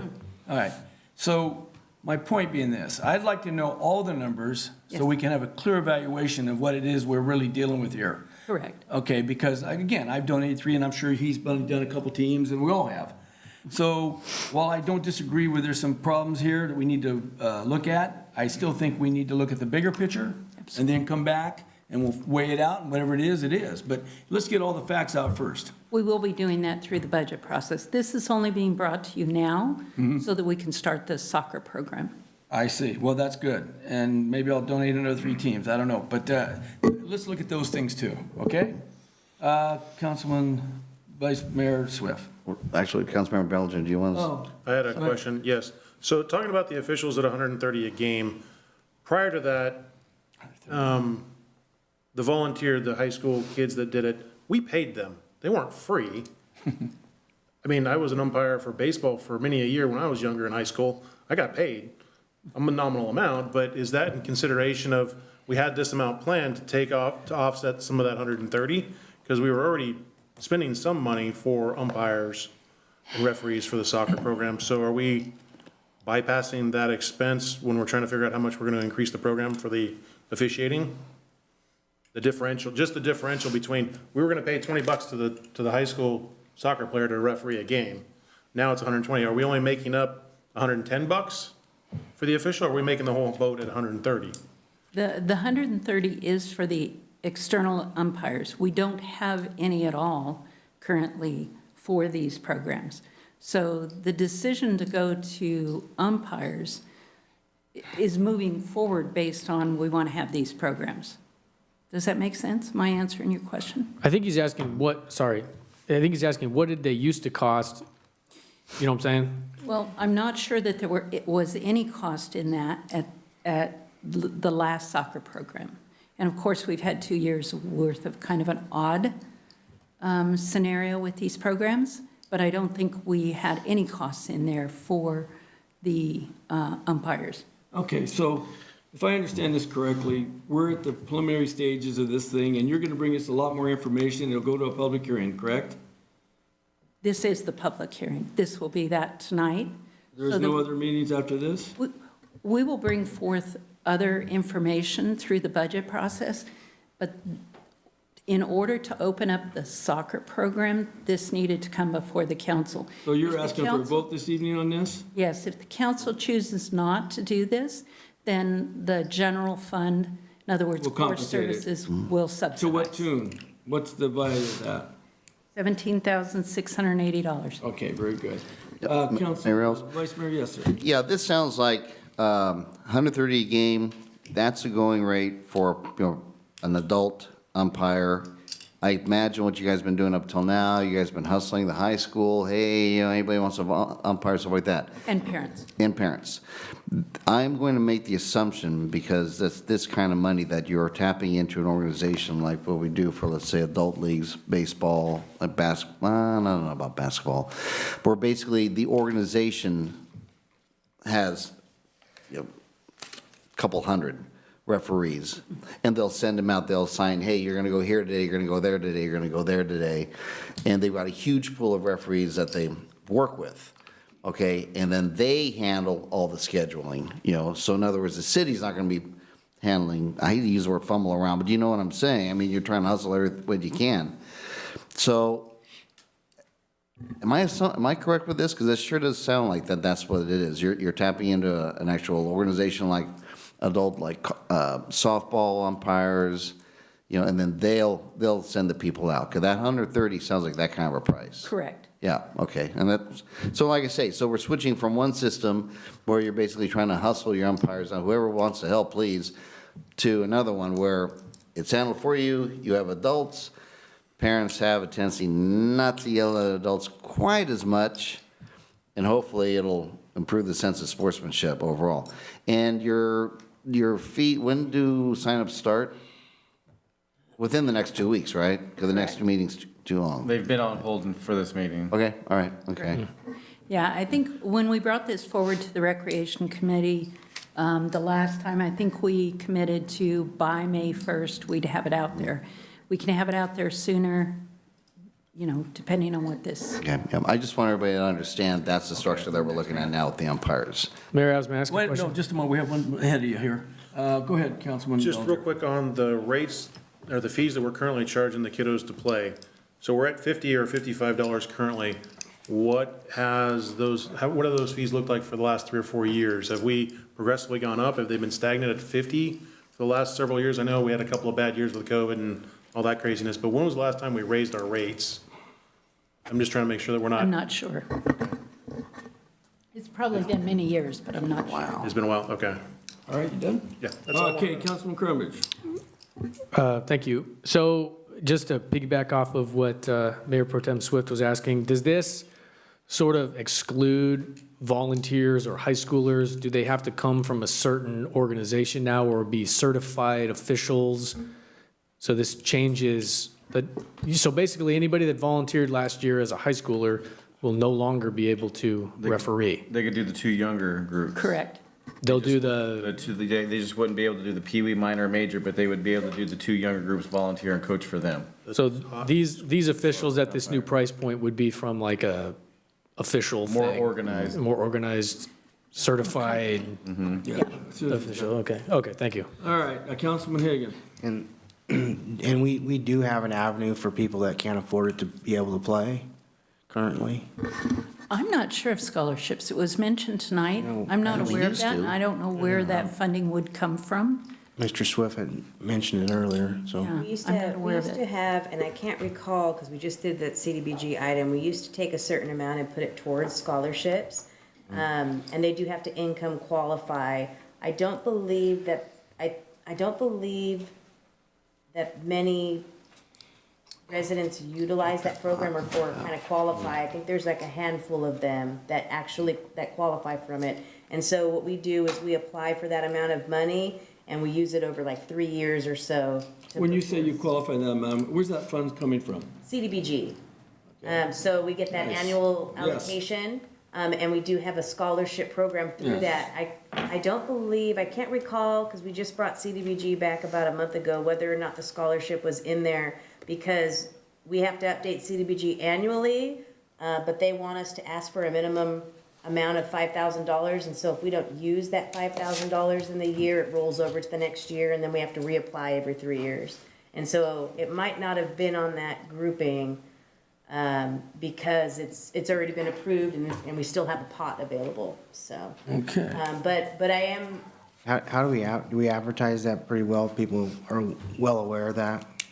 I'm pretty sure if it's on the application, but I believe you have to apply and basically provide financial information, and so I'm sure there's families out there that are willing to do that, but there's also families that might not. We know be what the willing to limit do that. is on that for the qualifications. What's the income limit? It's the same thing as like our, I believe it falls into the, your income requirements. I believe it's similar to the rehab and gap program, like that same table is utilized for that too. I'd have to double check. I'm not absolutely sure, but we could find out. Okay, and the other last. But I do recall it being like a handful of people that get it annually. And what are the fees for sponsorship on these teams? I'm not sure what the fee was. It sounds like what Peter was saying was accurate, because I remember you coming in that day to pay for those, and I believe it. I paid like 3 of my, I don't know what, Yeah. it was almost And that makes $1,000 sense, it bucks. would be around $225, $250. Okay, so is it too late to do that? I'm not absolutely sure. Let me Too check late to our- do what? I'm sorry. Sponsor the soccer teams? Well, I think that could happen in conjunction. Those monies could be spent if someone income qualifies. No, my point is this, if somebody here wanted to donate for sponsorship for the soccer teams this year, is it too late for that? I'm not certain. I don't know. I wouldn't think so. I don't think it's still too, I don't think it's When too does the late. season start? Open registration May 1st. May 1st? And it's take a while to get those shirts. It takes, how long does it get the shirts for these kids? So you're usually looking at a month or Yeah. so out to get everything scheduled? Okay. Yeah, All right, so anybody who probably wants to right. help out, they could help sponsor. you're probably right, yeah. Okay, good to know. All right. Mr. Mayor? Yes, go ahead. Just last point, we're raising these fees a lot, right? We're raising them 100%, from 50 to 100. And I know that, and I've overheard parents talking about the cost of enrolling their kids in rec sports. There is a little bit of angst out there. I'm pretty sure that we will get some feedback, some negative feedback as far as, hey, why have these costs gone so high to put my kid in this? All I'm saying is, with this proposed fee and getting these new officials, we should try to see some perceived benefit to the city. These officials should be worth the cost that we're charging for people. They should show up on time, they should be in the correct uniform, they should officiate the games professionally. And because here's what we're doing right now as a city, we're raising a fee. This fee never goes backwards. We never go from 100 to 75, right? It's going to go from 100, and in a few years, it's going to go to 125 and 150, et cetera. So I just think we should all try to see, the bang for our buck as far as what we're doing here, because this is gonna, this is a big fee jump, and I realize that. And if it's what we got to do to get officials to show up, and so we can have a rec program, we have to do it. All right, Councilman Hagan. All right. What about like splitting the cost between the parents and the general fund? Would that, like, say you made it 75-ish? It's up to the council how they want to do that. I would never recommend that because it takes money away from core services, Yeah. so health and safety. But it's up to the council. We do have on our website the youth scholarship information. And so it does have application information, which requires proof of income, which is the last 2 months of pay, check stubs, copy of previous 1040 tax form, proof of participation in free or reduced lunch program if applicable. And then it does have the funding information. Scholarship recipients must be 16 years or younger to participate. All Escalon youth sports programs are eligible. Classes and sports clinics are excluded. Each eligible family may receive a maximum of $200 for the fiscal year. The scholarship will pay for 80%, with the participant paying for 20% of the activity, so there is a match there. The program, let's see, will end on one of the following, and then they do it fiscal year, and then once a family has reached a $200 limit, or when the scholarship fund has been depleted, whichever prize comes first. And then they do have a beneficiary qualification statement, and it basically just asks, it has the income requirements, which for number of persons in household, they have the combined gross annual income limits depending on number of household, very low income or low income. And so I'm just going to go to like family of 4, because that's typically what you're looking at. Very low income, would be $31,500, and low income would be $50,400, and that's for a family of 4. And so we do have the application on our website that you would fill out, and then you would list your kids and information, and then what programs they would be participating in. And that's that youth scholarship, and that's funded through the CDBG. Okay, let's open this up to the public here. Is anyone out there who'd like to talk about this and give us your input? Sure, I'm here. All right. Hear me? Go right ahead, please. Yeah, this is Elsa Sandoval. As you can imagine, youth recreation is a big issue in my life, belonging to Scouts for well over 15 years. When they jumped their fees in the numbers that you're talking about, their program all but collapsed. Obviously, we've made adjustments, like taking in girls at all levels. We have other types of forms that try to help pay for that. So you're gonna probably get some lashback from the parents, just because times being what they are, it's hard enough.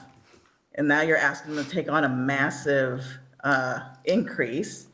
So I suggest you really deal with that scholarship program, or you're gonna watch people just start dropping off these programs and finding something better to put their kids into. And there's plenty of other programs out there outside of Escalon to go to. Just again, 15 years of experience in youth recreation, so. Thank you very much. Is there anyone else like to add? Please come up and talk to us, please.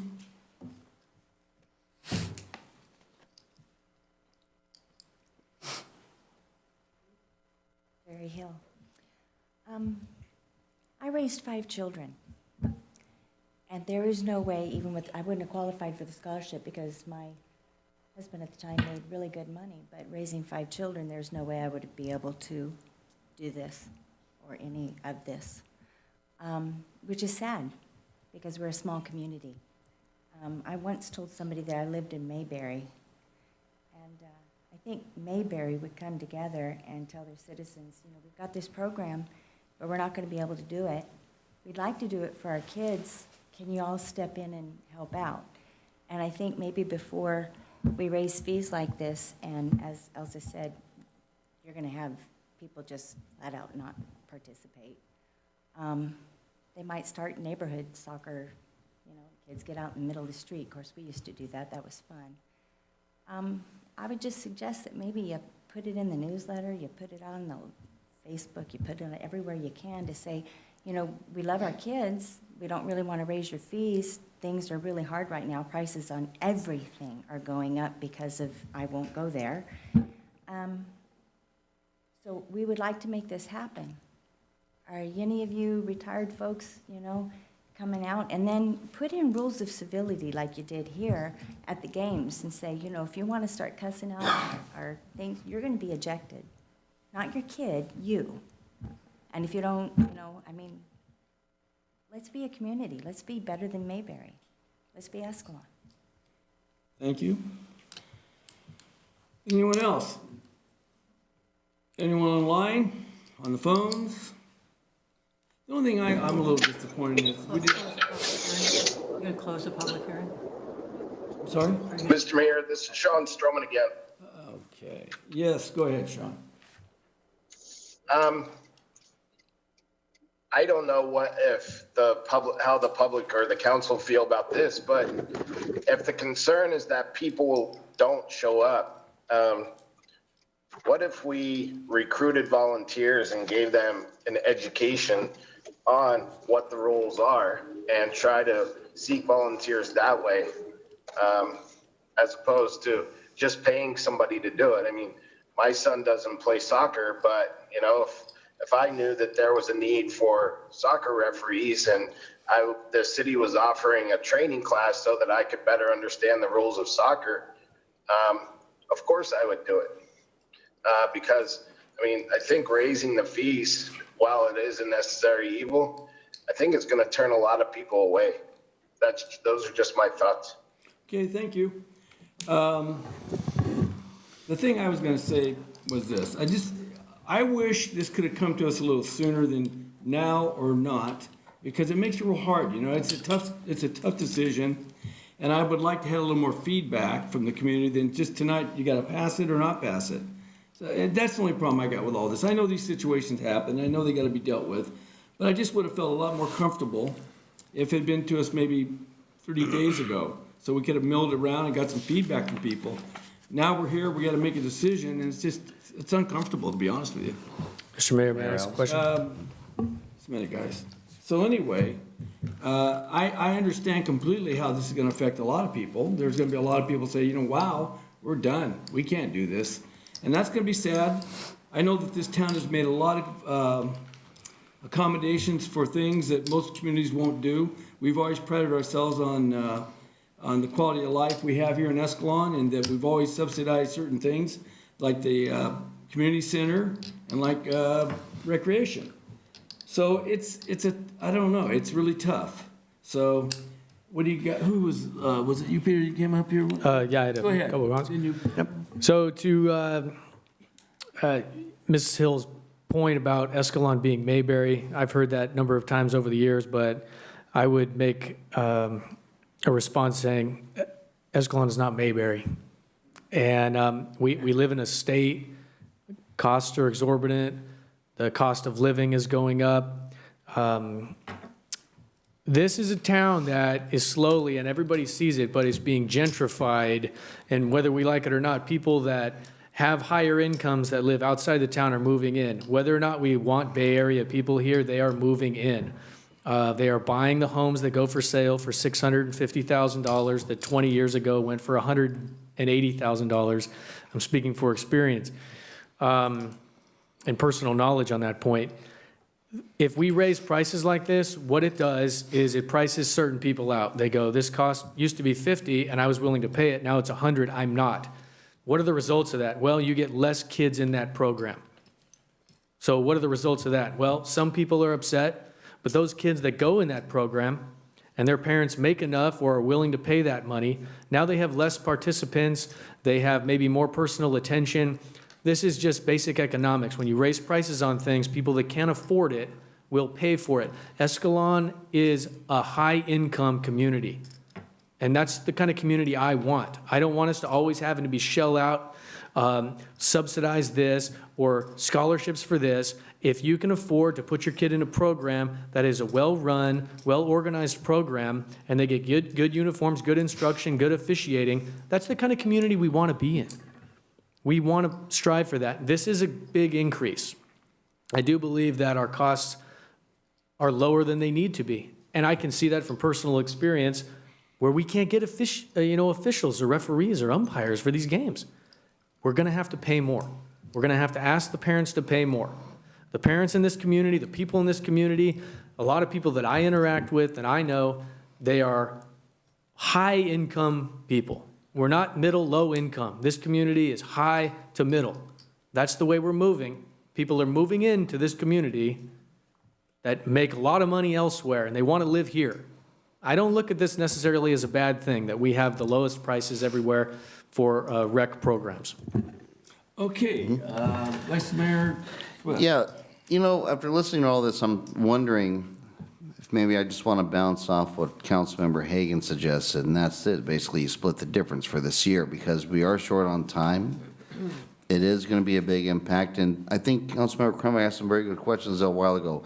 How are we going to be able to evaluate whether or not that these adult referees, we're getting our money's worth? Okay, well, here's how we're going to evaluate. We're going to get, hopefully we'll get more order in the games. Hopefully, we'll be able to, calm the quote-unquote hotheads down out there so that we can increase the degree of sportsmanship in these games, hopefully as well, okay? So hopefully it's going to be a better experience for the kiddos. Now, the reason that I'm thinking that maybe Councilmember Hagan's on to something is because it is a huge increase, okay?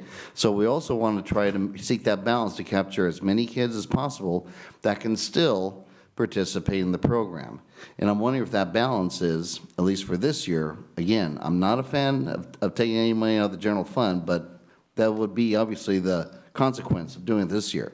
Split the difference, $76 for the fees for the Pee Wee minor and major, and the rest is subsidized, just like much of the program already is, out of the general fund to ease that impact so that hopefully we can get, hopefully it's not going to be as tough, hard as we've talked about that it might be for some of these kiddos to play.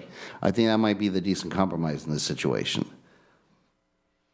Okay. So that would put us about an $8,500 hit to the general Yes, fund. for yes, this opportunity. yes, yes. Okay, I have a question. Who is going to regulate all these new officials we have? Who's responsible for them?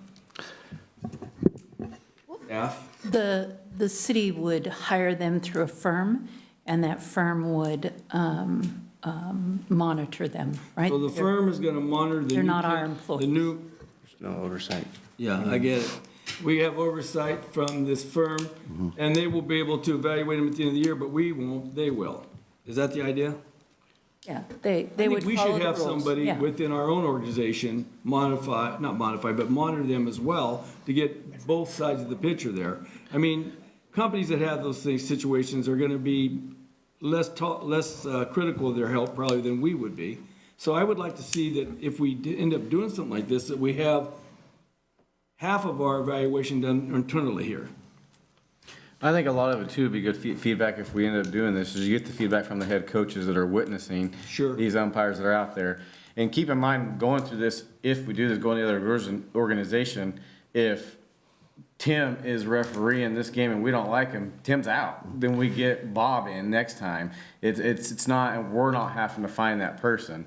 But I think that most of this feedback really needs to come from the coaches, because they're the ones that are going to be on the field, communicating with them. I think what we can do, to your suggestion, is that we could have a survey done at the end of the year from the coaches on their feedback on what they felt about this new process.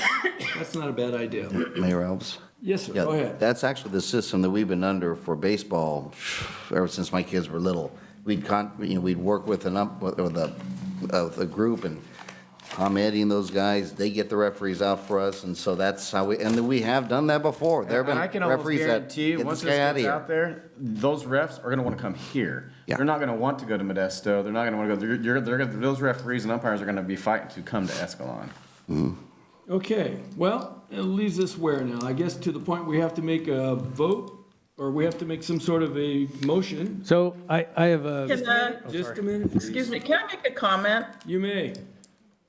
Okay. I agree with what Pro Tem Mayor Swift said as far as subsidizing. I take great personal offense at the idea that only rich kids can afford going to these programs. I agree. We are not a community of rich kids.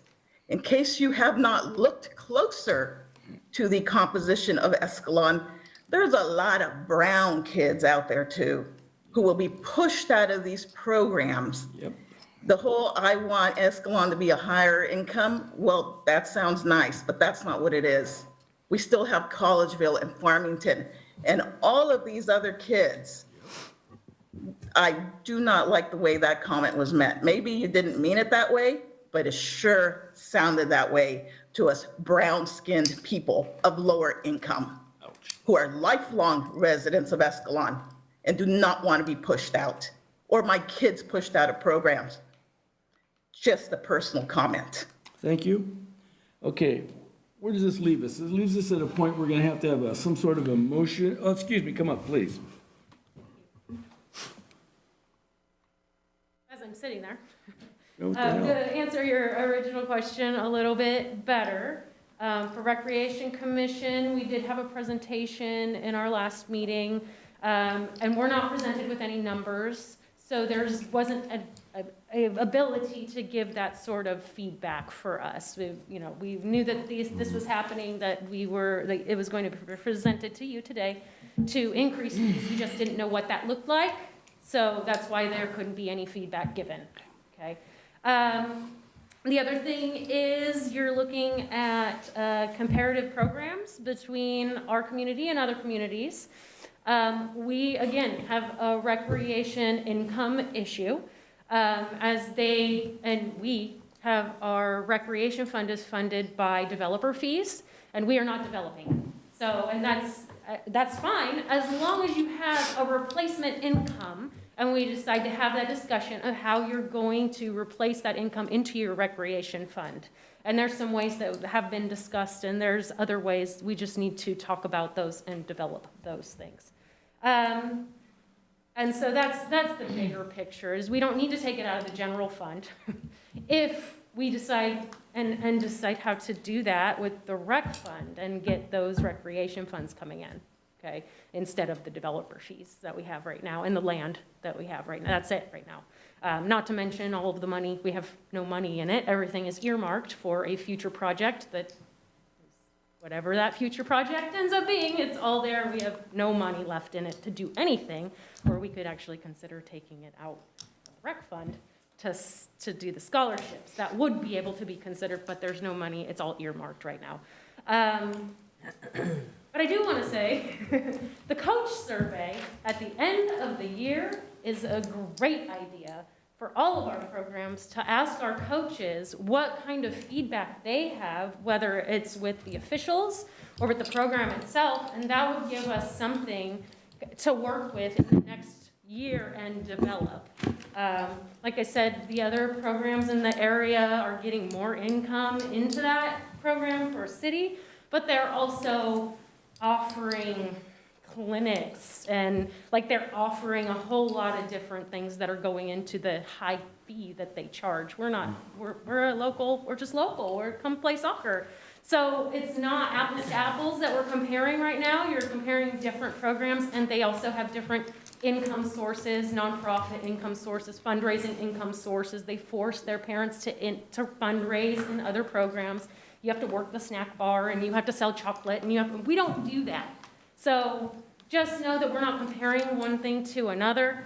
And so, yeah, my biggest thing, we got to figure out that income source on the bigger picture for all of our programs, to keep all of our programs accessible. And so I like the split the difference this year, and less of a sticker shock, I guess, would be if we have to raise fees. I mean, you know, I understand 50 to 55 is quite low, but the 100's going to be rough going from 50 to a 3-digit number. So, yeah, split the difference, and then let's have a conversation about funding our recreation programs. Thank you for your input. Yeah. Okay, now that brings us back to where we're going to have some of an idea for a motion. Does anyone got anything? Mayor Rouse? Go ahead, Councilman Crummage. Thank you. How many, let's get specific here. We're talking about the proposed fee with increase is 100. So say I have a kid in Pee Wee, I would pay $102 for them to sign up. Is that what we're talking about? Correct. So it used to be 50, and I would pay the city the check and my kid, and now it's going to be 102, right? Correct. Okay, how many soccer games do we have typically every year? To my knowledge, it's 8. 136 in total. Well, how many for those per programs. kid? Like how much is in a season, right? On average, 8 or 9. 8 or 9. So we're talking the parents to get a uniform, to get the facilities, to pay for a referee at $102 for 8 games. What is that, $12 a game? Yeah, almost 13, yeah. So $13 a game. A lot of these kids go and they do practices with their coach outside of the game where the coaches set up things, and that's a total volunteer basis, and that's great. I've done that myself. I don't think that's an exorbitant cost. I don't personally have a problem with this fee increase to 102. I don't even know why we would consider subsidizing when all of us don't ever want to touch the general fund for anything, and now we're okay with it. I think we should go with staff's recommendation at the proposed fee to compensate for good officials at our soccer program, and we should move on from there. Mayor Alves, I have a motion. Yes, but just a moment, please. Well, I just made a motion. Just a minute, that's my point. Okay, I believe that was a motion. Now, we have a motion on the table. Do we have a second? Do we have a second? I'm asking for a second.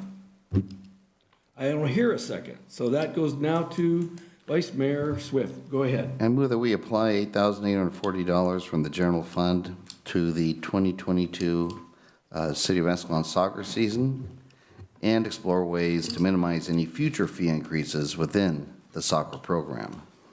Do we have a second? Can I, I'm not sure, Amend it? sorry. You may. Can I make an amendment possibility to you on that? Let's hear it.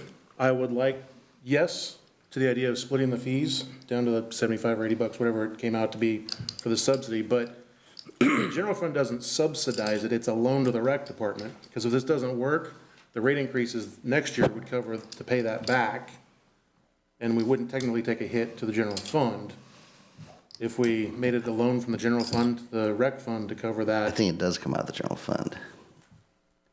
Right? Well, if I might, what you could do is, back to the rec commissioner's comment, you could just let that subsidy flow through like all the other subsidies, and to the extent we run out of money in that rec fund, then you're hitting general fund. Bingo. It's not, that's one option. Right. And the money that's earmarked in the general fund, in the rec fund is not, it's not earmarked like you can't use it. It's there. It still can be accessed, I believe. Is that right? The rec department is not Correct. specifically earmarked. Right, that money can be used as well, and there is money in the rec department. Councilman Hagan. So you're saying use the money that's currently in the rec department? That's what I would do. That's available. And then if it ends up ending up at the general fund and then it ends up at that spot, that's what you're saying? Yes, you If you could do exhaust that. one, there's another, is what you're saying. That Okay. makes sense. Those monies that were earmarked out of the Parks and Recreation Fund, we looked at that fund because we were checking the balance, but when council moved forward with earmarking it, they generalized it to city funds in case we needed to hit another account. That's for right. Some other money. So And the rec fund's we not started with directly- Parks and Rec, It's but not the action from isolated. council clarified city funds that in case we needed to go to general fund or another department to cover that, I think it was like Okay. 220,000, I believe. Vice Mayor Swift, would you like to redirect your, Yeah, I'm willing to go with the rec funds to help this thing get passed tonight. Okay. That's fine. I would second that. we have a motion and a second that the subsidy be subsidized from the rec funds. Do we have to set the rate as what it would be then? Yeah. And the motion The just to, resolution has the number $102 in it. What do you want that number to be? 70, what did I just figure? It's 76. We're gonna 76, split the 76. difference. We're gonna split the difference of the increase. Yeah, I understand. So, Okay. so we would be, 76. yeah, we're going to be applying 8840 from the rec fund for the, yeah. Okay, then I think if you could move to adopt the resolution with a change from $102 to $76, and then, yeah. Very Yeah, okay, good. I just didn't know if I need to include that or not. So let's go with this again. I move that we apply 8840 from the general fund, from the recreation fund for the City of Escalon 2022 soccer season and explore ways to minimize any future fee increases within the soccer program, period. Therefore, the new fees for the 2022 soccer season for Pee-wee, minor, and majors will be $76 per student. That work? Okay, now do we have a second? I would second We have that. the motion and a second. All those in favor? Aye. Those opposed? Nay. Carries 4-1. Boom. Okay, now we have council communications. Councilman Crummage, Thank you, Mayor Alves. you're welcome. I brought up a number of meetings ago, the idea of a charter city and how Escalon might possibly want to adopt that structure of government. I'm looking again tonight for support to put that on a future agenda for discussion. I'll support it to hear what you have to say. Okay, thank you.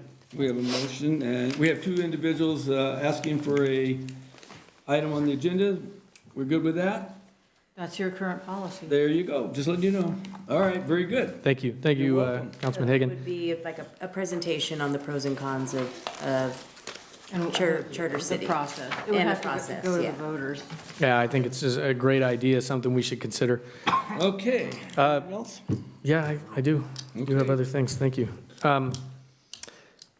At the Planning Commission meeting, there was a vote to approve 4-1 for a variance request on a non-conforming use for, basically what it did is it did not put the onus to update curb, gutter, and sidewalk on the homeowner or the property owner. And I think that was a tremendous victory, a good decision. I think curb, gutters, and sidewalks in this town should be at the financial liability, expense, and the responsibility of this city, not on the homeowner. So good job to the Planning Commission. Did we earlier, it kind of got flown by, did we adopt the Rosenberg rule so are we now operating under, excuse me, Mayor Alves, are we now operating under the Roberts Rules of Order or the Rosenbergs? It's, you did not officially adopt. What did we do? You just talked about it. Okay. So what are we currently operating under? It's not specified, but it would. We're not under the Roberts Rules of Order? Yeah, you would be. I mean, well, you haven't adopted either one. So We haven't. They're really the same except that Rosenberg's is just targeted. So we are currently not operating under any sort of No, you haven't adopted it. adopted rules of order. Correct. So anything goes. Because I know that Mayor Alves brought up the Rosenberg Rule of Order, and I just want to make one point out of this. The role of the chair is to strive to be the last to speak at the discussion and the debate stage. The chair should not make or second a motion unless the chair is convinced that no other member of the body will do so at that time. So again, that first one, the chair, being Mayor Alves at this point, under Rosenberg's, which he brought up to discuss, would be the last to speak at any discussion or debate stage. I would really, if he's bringing it up and he wants to adopt it, I would like to request that Mayor Alves adhere to that because he brought it up for us, and that you would be the last to speak at any discussion. So I'd like to make that Did you public want comment. to adopt, if the council wants to adopt Rosenberg's, we can go back to that item. It's on. Well, it was brought up by the mayor, so Mayor? And you wanted to. It was brought up by request of a lot of people, actually. I just brought it to the council because people were tired of having people interrupt the speech and yell out and do things that were inappropriate. But that's fine with me at any rate. What's fine with you? That we could adopt it, it's fine. And it wasn't me who brought up Rosenberg, I think it was the staff that brought it to us. Rosenberg. But Robert's Rules and Order is the original, and it's more parliamentary, and so Yeah. then I can't remember what year it was originally, but they revised it in 2011. They came out with Rosenberg's Rules of Order. It's a little easier which to is operate. supposed to be more simplified, like shorter. Robert's Rules and Order is very large. Oh, and yeah. confusing. It's huge. Yeah. So- They created this specific for smaller bodies of government. When I first got on this council, I was told that we are operating under Robert's Rules of Order, and Councilman or Mayor Pro Tem Robert Swift constantly brings up Robert's Rules of Order. My question is, are we currently operating under an adopted form of Robert's Rules of Order? No. Or Rosenberg's Rules of Order? No, excuse me, There's no not legal right now. requirement that you have to run a meeting. It's just done. That's just the practice. So we haven't fully adopted it. It's just an assumed thing. Yeah. Okay, well, thank you. But if you want to adopt it. No. Okay, And anyone? that is true, what you said about the mayor should always, should go last, should invite a motion, should not second it unless nobody else will. Thank you. That's true. I just wanted clarification on that. So the last thing I have is, I think we've had some good discussions tonight about the trees. Are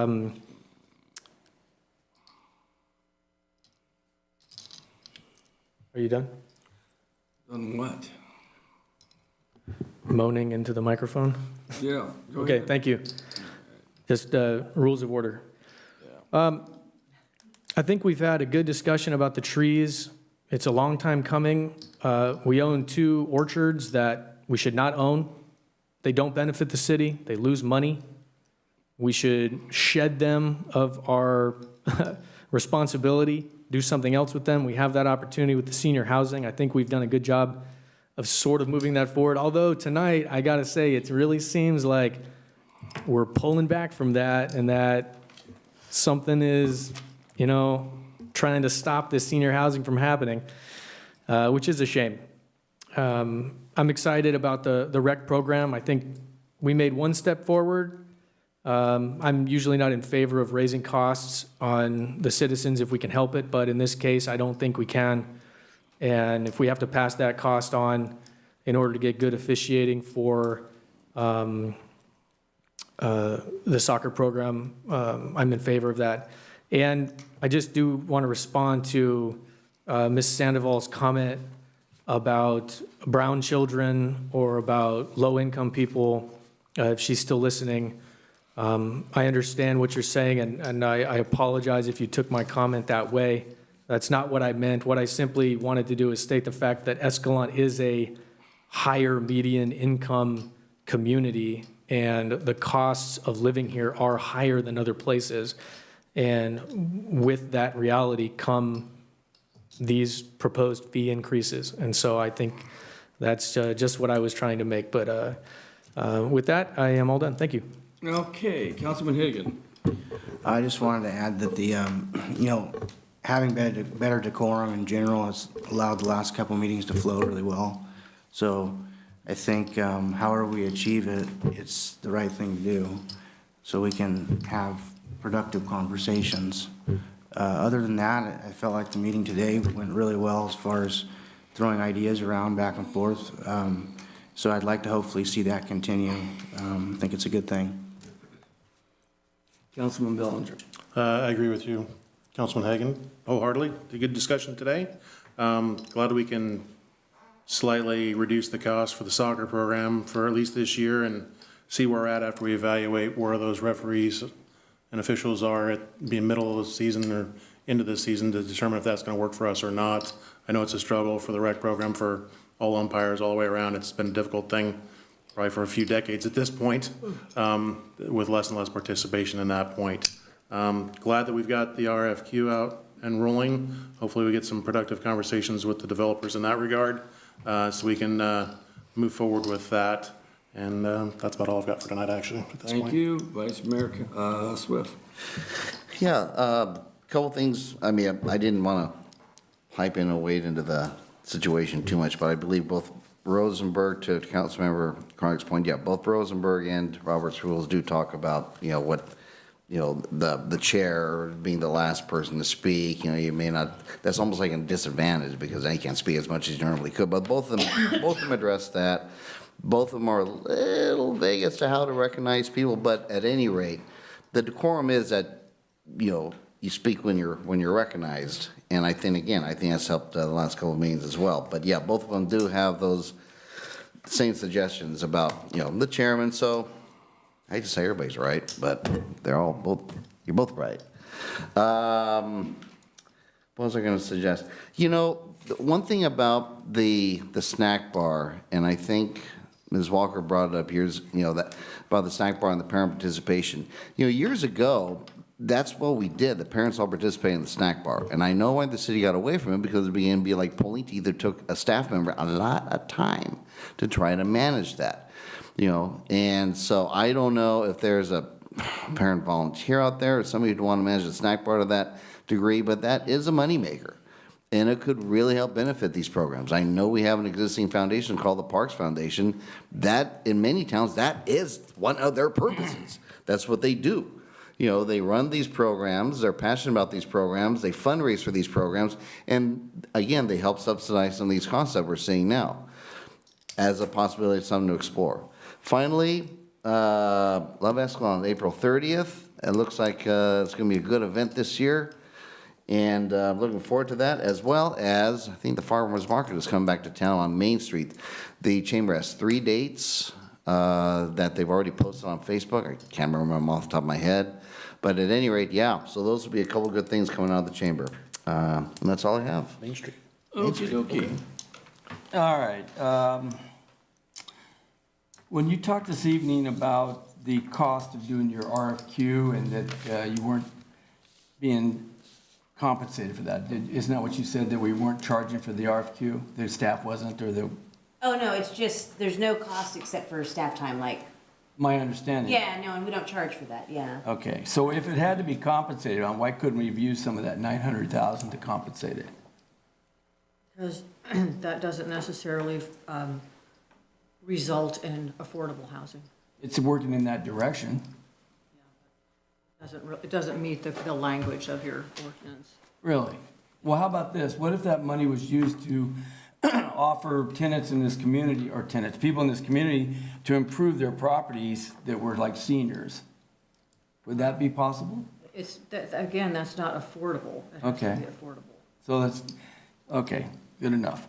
Next thing was, we haven't talked a little bit about the surface water thing for a while. Where are we at with that? I gave an update maybe 2 meetings ago. The option that was presented to council back in November, SSJAD is not in agreement with. And so we're gonna have to make modifications to that option that's gonna potentially increase the price of the project that the council originally approved or was informed of. And so we're working on making those adjustments. And we've met with SSJID to discuss it twice now. I've talked to a few people. We just haven't moved forward on actually updating the design yet because we want to make sure we have everything moving forward. Who's the lead agency in that? The lead agency? Yeah, who are we working with that's proposing this?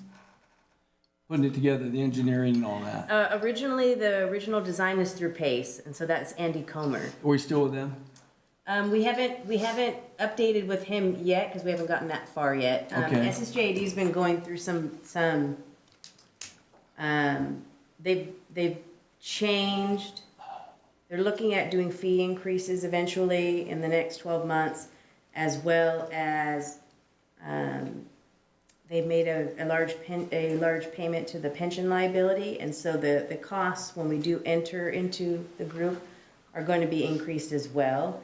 And so we're going to need to obtain those monies as finance information as well to know how much it's going to cost us to move forward into that as well. And so we're still working on getting that all together. So they basically had come to the cities a few months ago, and it appears that they had made the decision to move forward with paying their unfunded pension liability. They being South. SSJAD. Okay. And it was 20 years? Is it 20 or, I can't recall how far. They did a lump sum. They did a lump sum, they chose a lump sum payment, and so they paid a large amount of money towards that, not realizing that it would hit the cities that are in the agreement with SSJID, and so they had come back to cities asking for them to pay their portions and wanting to put them on some type of payment plan and or pay this amount over the next 3 years, and it was millions of dollars. We're not on the system yet, and so it didn't hit us yet, but now moving forward with movement with SSJID, it'll increase the cost because we'll be paying that as a portion when we move forward. And so we need to move forward with identifying that and being more clear with what it's going to cost us to. So we're a long ways away. We're a long ways away.